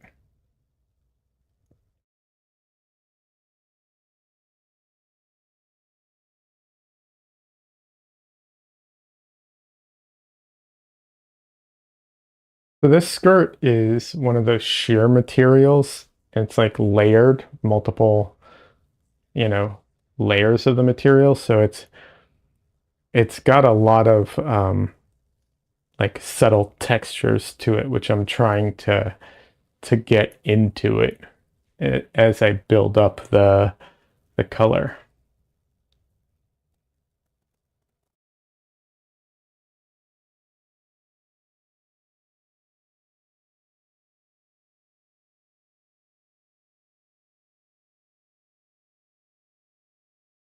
That's why I'm not like it's not as going on as clean as like I maybe normally would because I'm trying to build up that complex texture into it.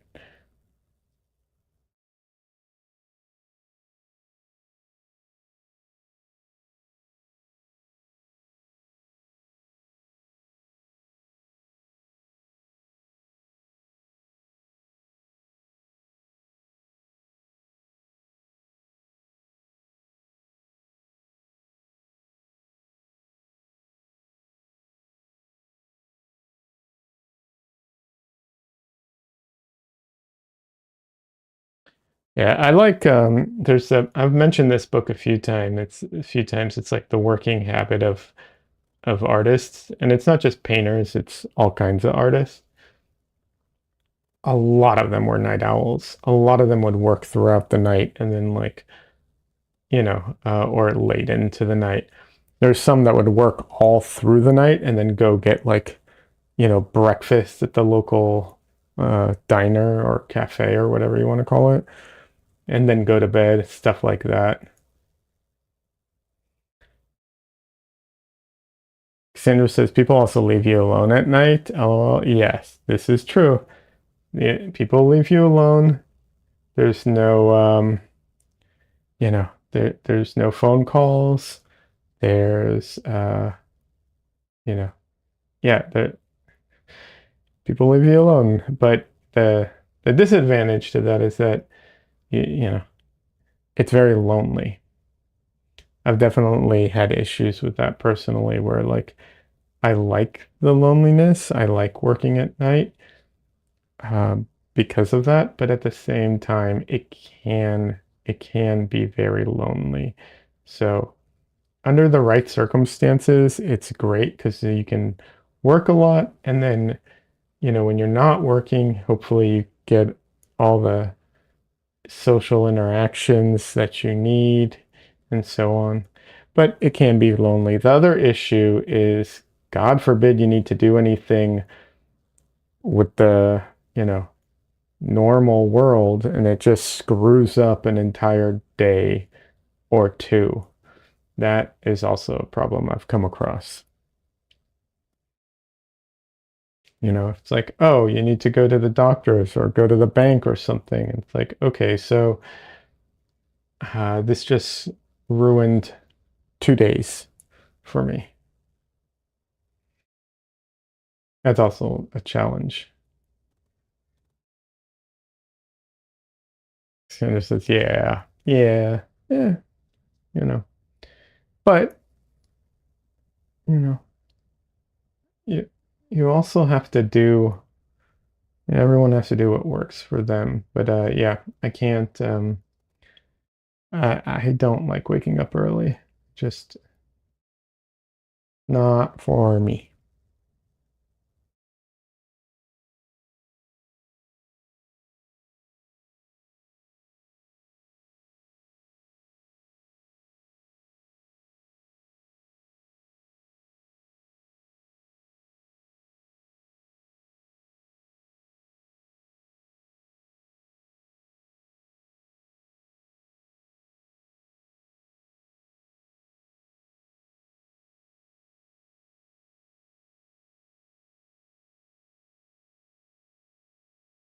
I do I because this is a subject that obviously impacts me. I've looked into it a bit, and you know, if I remember correctly, there's let's see.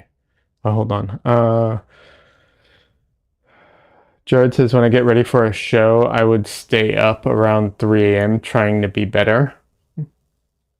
I feel that. Absolutely.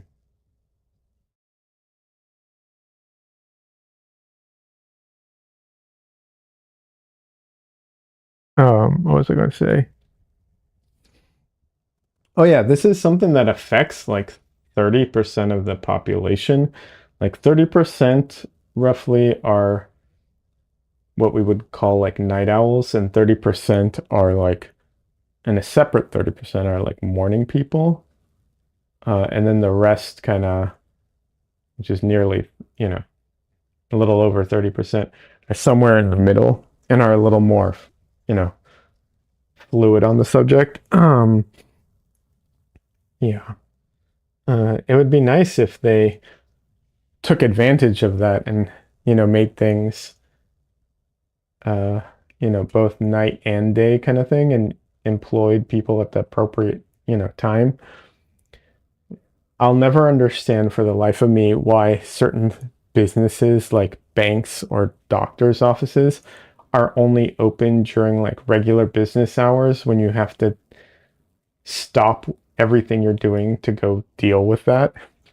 I mean, I understand it from their perspective, but like there are a lot of people who would be willing to work odd hours. Employ them, and then you have a bank that's open, you know, late and is convenient for everybody. Anyways, anyways.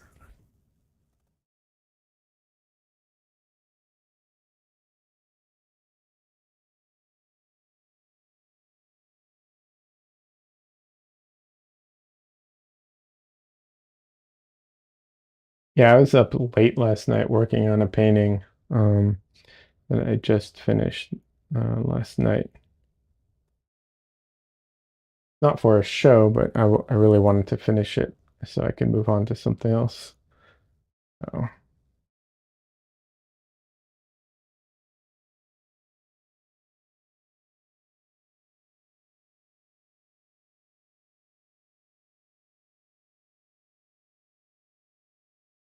Jared says a specialist talking about how the people evolved to have different sleep schedules to run society or keep society going at different times a day uh, and to protect the society.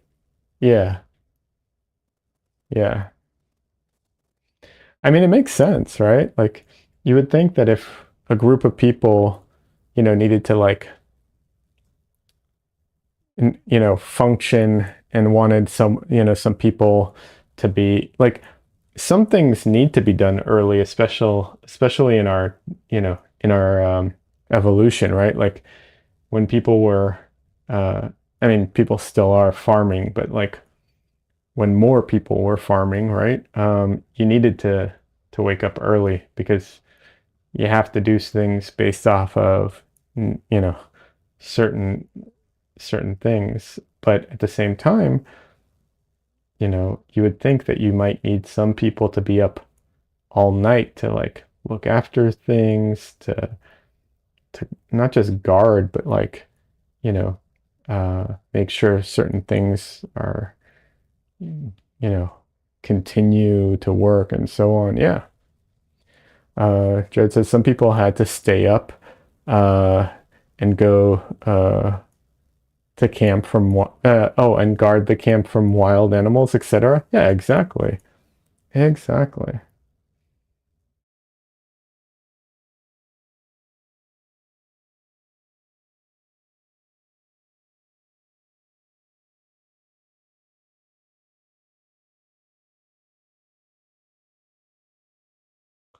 It makes sense.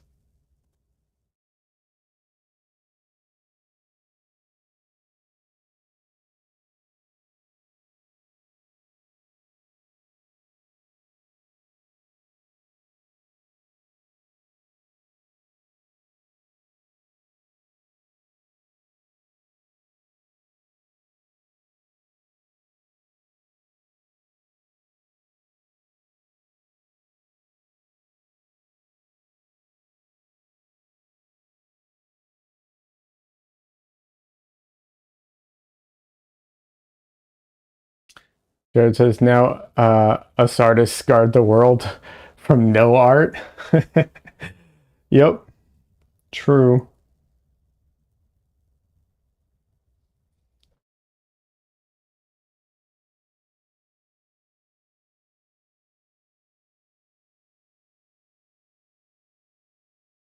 I'm not going to say his name because I don't want him to hear it and wake up, but my orange cat is on my chair sleeping, and he's dreaming right now, so he's like twitching a bit. It's really cute. I do usually show him on stream, but I'm not going, if he's that deep in sleep, I'm not going to interrupt him. I can't do that. Even if he will do it to me because when he's hungry.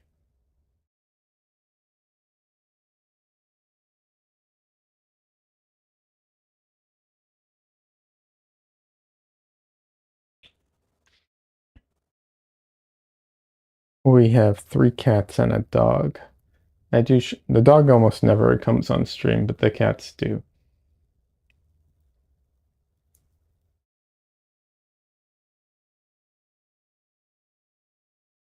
I know June likes cats.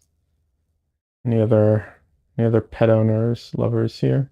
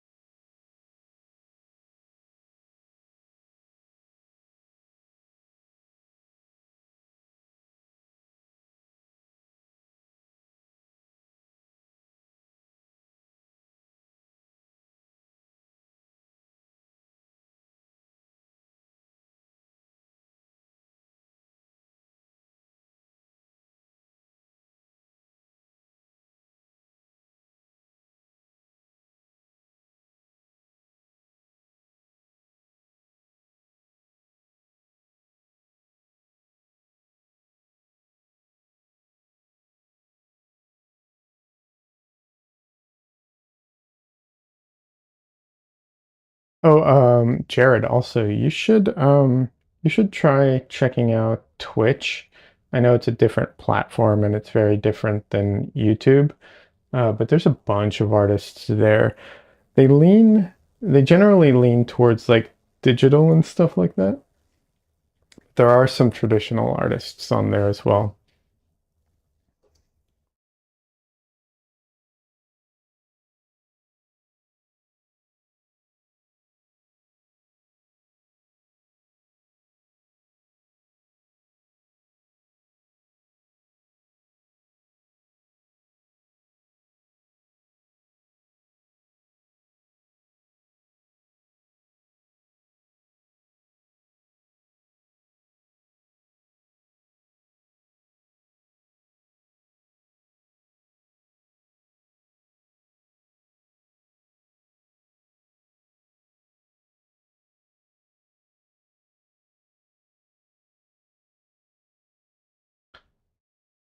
Yeah, absolutely.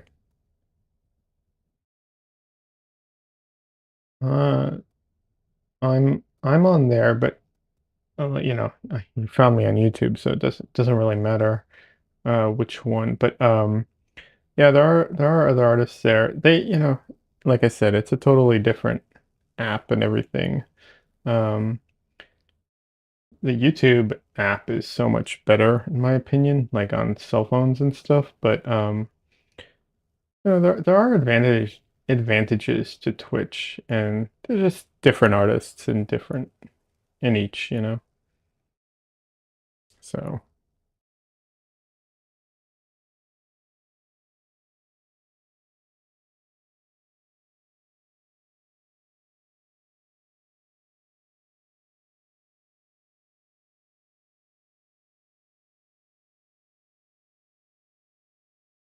and then I'm still on Instagram, but I'm not good at it yet, but I am using Kara.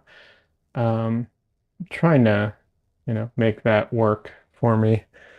But if you're not familiar with it, it was a platform for artists, started by an artist, as an alternative to like Instagram and stuff like that.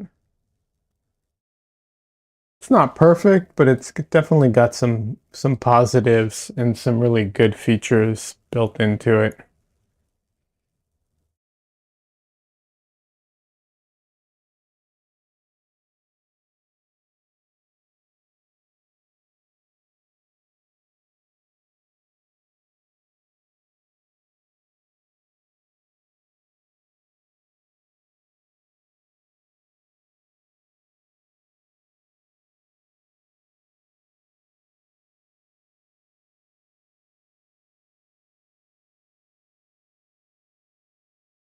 By the way, Jared, if you did join the Discord, I would love to see some of your artwork. So please do post something at some point. I'd like to see it.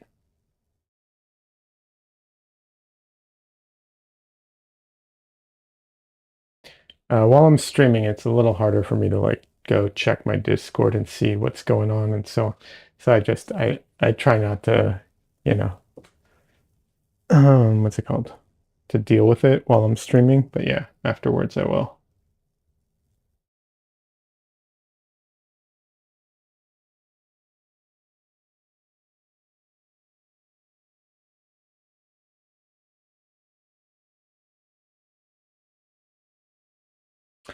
So for anyone who uh, paints sheer uh, fabric, I'm talking about like, sheer like this is kind of like lacy.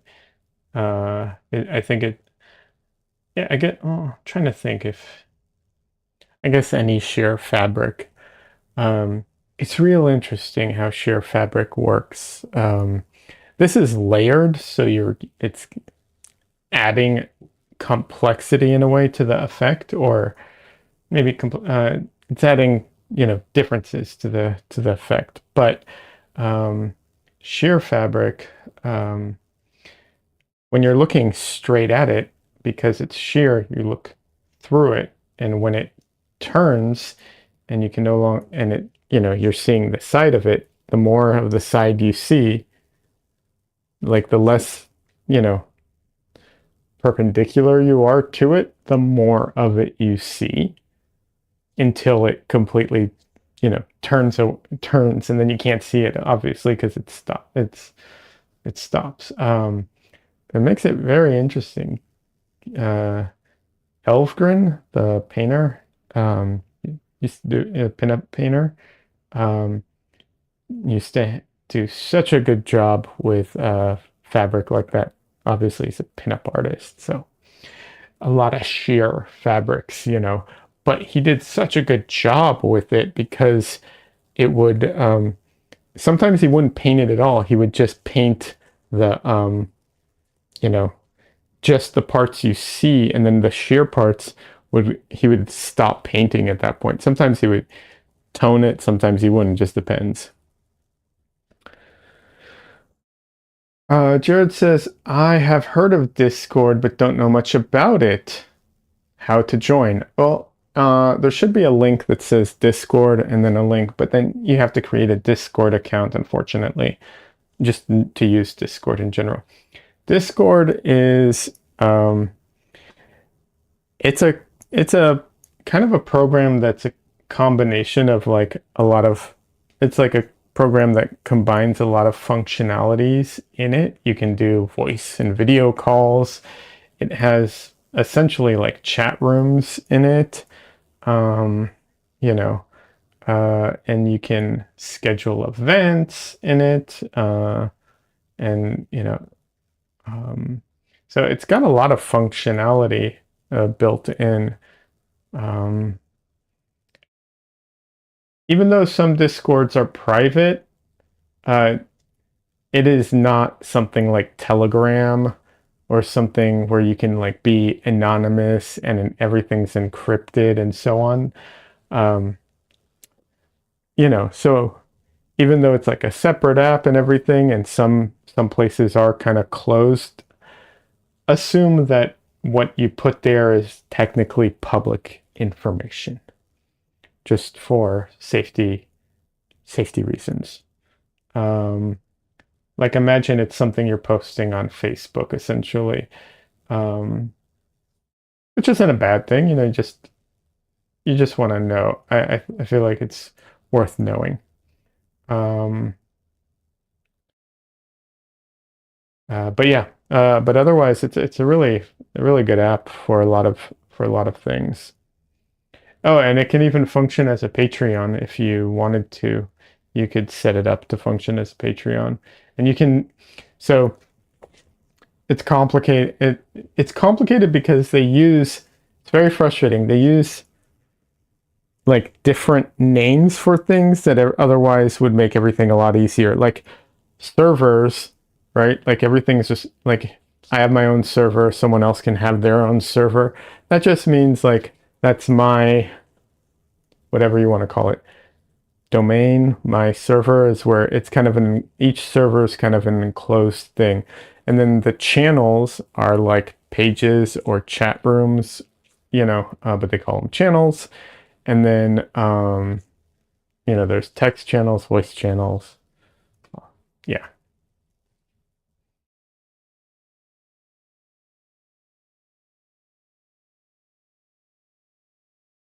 But yeah, there should be a link in the description on YouTube with my current Discord. If for some reason you're having any issues with it, um, let me know. If you can't join right now and you want to deal with it later, you can still let me know later. I am both on Instagram and I am on and through my website. Honestly, I have a thing you can if anyone wants to ask me a question and I'm not responding on my on social media. Like, I like social media, but I don't trust it all the time. Sometimes people message me and I don't see it, or it goes to the wrong uh, inbox because they decided so. Um, you know, but my website will, you know, will email me.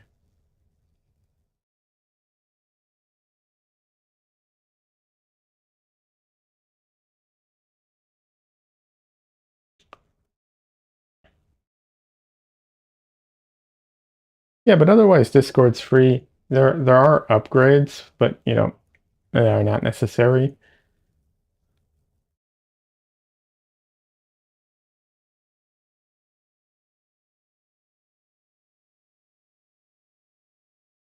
That was a very long-winded explanation. Hopefully that makes sense and is helpful.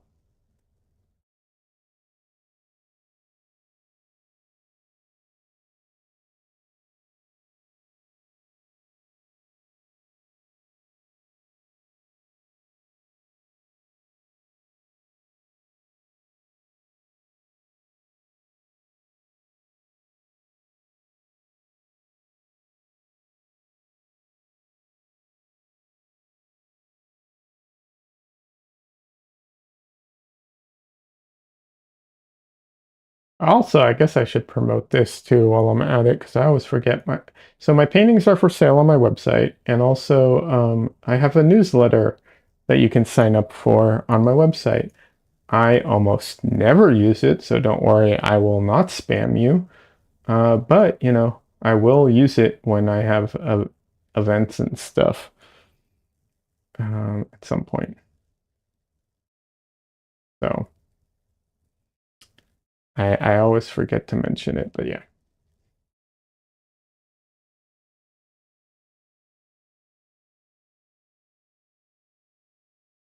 And I guess if I ever give away something, like if I ever do one of those things where it's like sign up for my newsletter and get this blah blah blah free, when you do, I'll definitely make a point to send it out to everybody who's already signed up.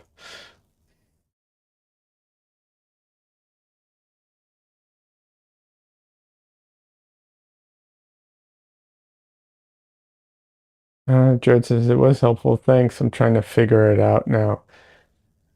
No worries. And I know you said you were painting. I feel bad. I don't know that it's worth interrupting your painting for. I know that's like not the thing I'm supposed to say, but like, yeah.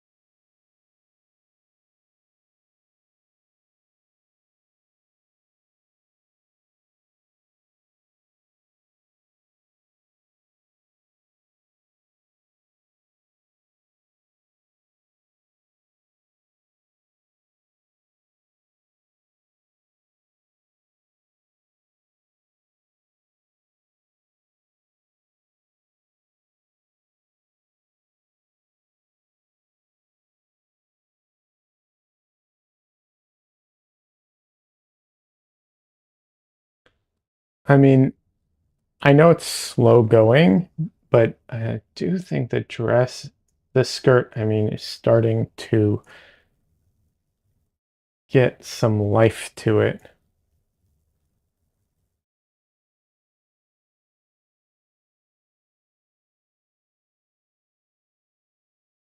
All right, Jared's over here in what's it called? In Twitch. Nice.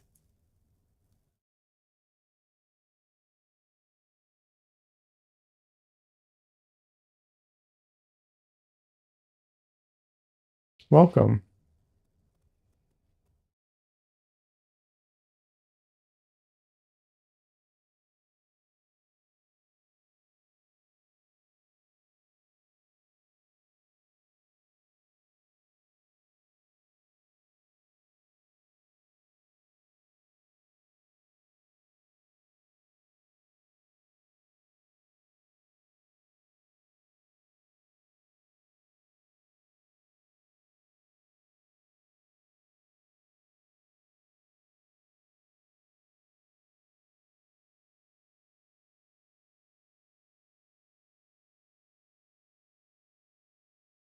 I would link all the artists I follow here, but like, unfortunately, a lot of them don't stream anymore.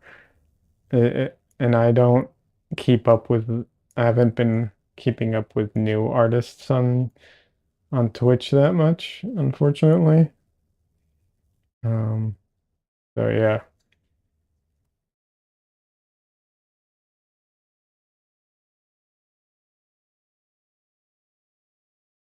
Kai used to stream. I think Kai is still streaming on Twitch. He's phenomenal. Definitely worth following. But I don't remember what his channel name is or how to spell it. I'm dyslexic, so yeah. When if June's back, when she's back, she would know.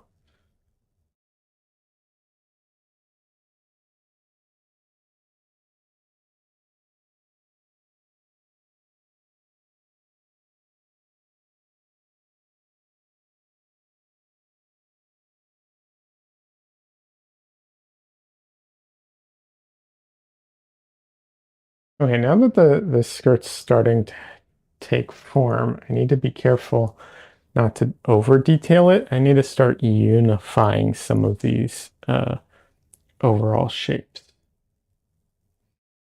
So I have a big shape over here. Generally, it's probably better to unify and then do what I did, but um, generally speaking, which I did, but then through the process of adding all this, some of that unification got lost. So now it's back to unifying it again.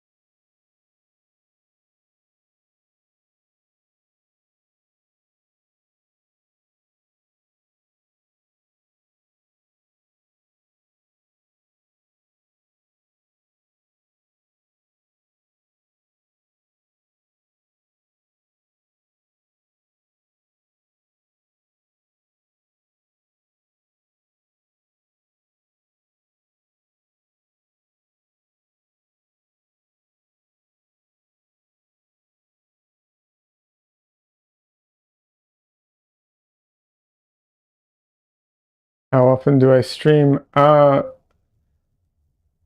It used to be 3 times a week. Lately, it's been twice a week. And I'll be honest, I think I'm going to keep that schedule at the moment, which means Sunday and Wednesday. I used to stream 3 times a week, but I think now with everything that's going on, I think I think I'm going to keep it at twice at the moment, at least for another week or two. So 2 times a week. Long answer. Sorry. But yeah. So I'm going to keep it Wednesday and Sunday. Wednesday is an evening stream. Uh, Sunday is a daytime stream. For me, I don't know what time zone you're in.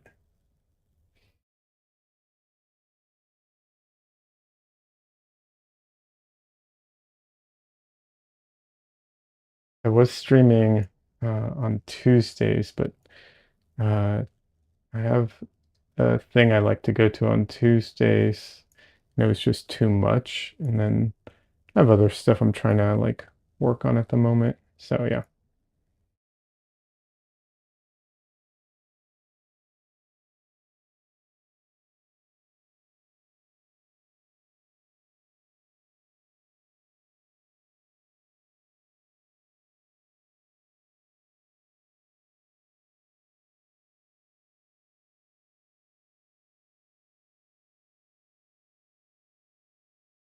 And what time zone are you in, by the way, out of curiosity? Don't feel obligated to tell me. This is public, the internet, and if you don't feel comfortable talking about it, don't. Um, I just ask out of curiosity, but you know, Central? Oh, me too. If you tell me you're in Austin, Texas, I'll be really funny because I'm in Austin, Texas.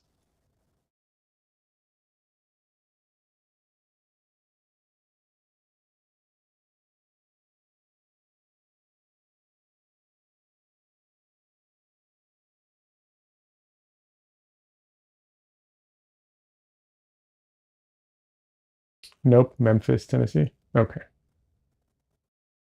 It's happened before and it was pretty interesting.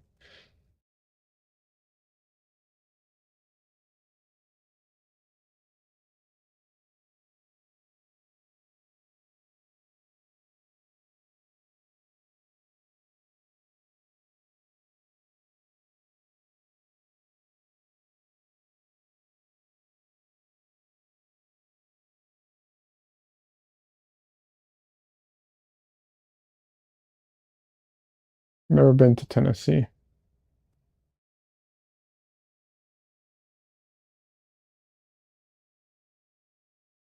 Trying to think if I've ever driven through Tennessee. I don't think so. There's a lot of, not a lot, but I've definitely driven through more states than I've like what I would consider been to. But trying to think, I don't think I've even driven through Tennessee.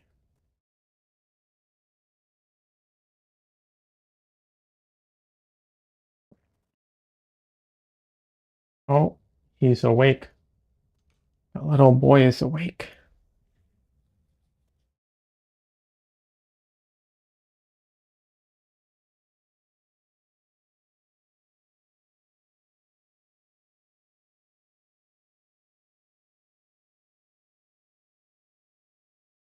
Dresden. He's named Dresden after the wizard Harry Dresden. Oh, yeah. Oh, who's a sleepy boy?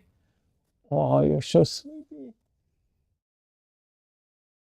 Are you gonna lick my nose? Why you lick my nose? I don't know why he likes to lick my nose.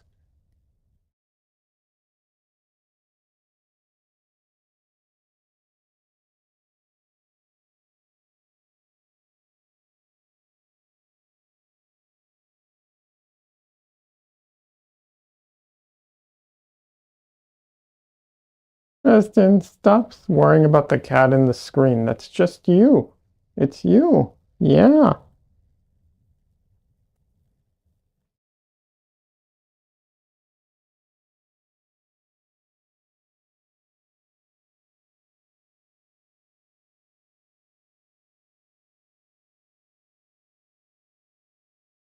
And this is Mr. Baby. Yeah, he's a big baby.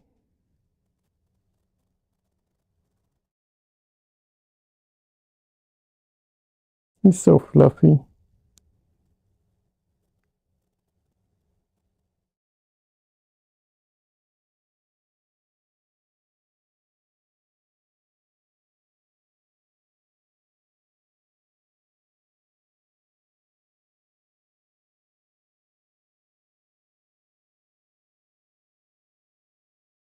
Okay, okay. I'll put you down in a second.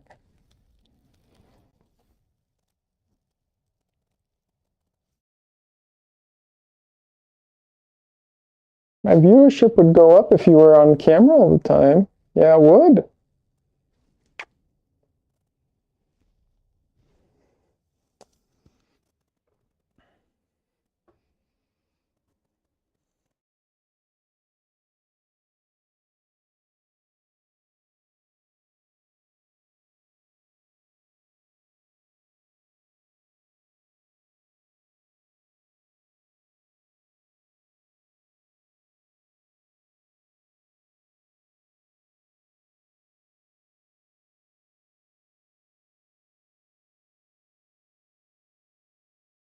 Oh.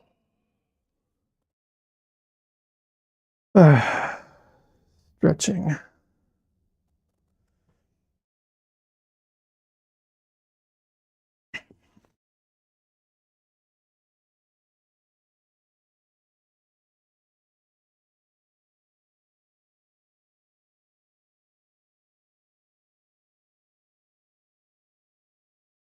Okay, no, Tristan, no.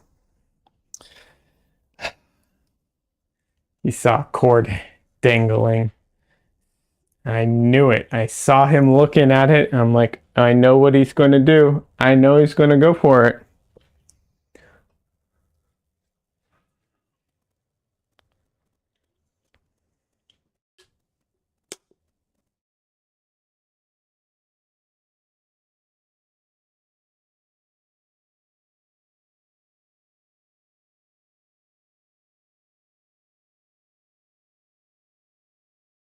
All right, let's see.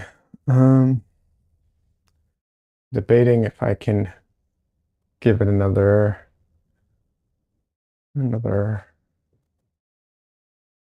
session, like continue the session, or if I need to take a break. Kind of, I'll be honest, I think I'm gonna call it a day. I know 2.5 hours, not the longest stream in the world. Um,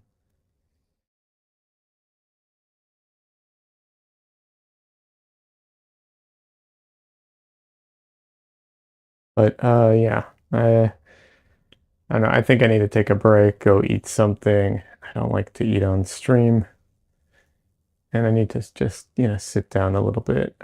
Um, mm, I want to keep going, but yeah, Cassandra says no worries. Yeah, I appreciate it. I try, When we did Portrait Artist of the Year, that was a 5 hour stream, and that just wore me out. So I try to balance it between like what works for me and what also makes for a good stream. But yeah, just I think just might be, it's also Sunday. I don't know. Basically, I don't know. I'm just tired today, maybe. That's all. So I think I'm going to call it a day early.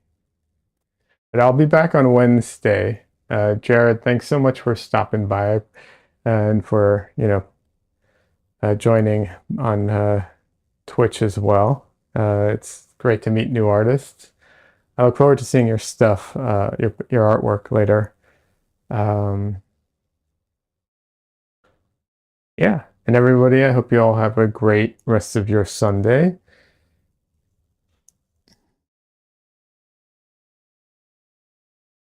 Um, yeah, and like I said, I'll be back Wednesday night. I usually I'm usually shooting for about 6 p.m. to start on Wednesday. Yeah, I'm trying to think. Yeah, that's about it. Hope everyone has a fantastic rest of your weekend and week. Have a good one, everybody.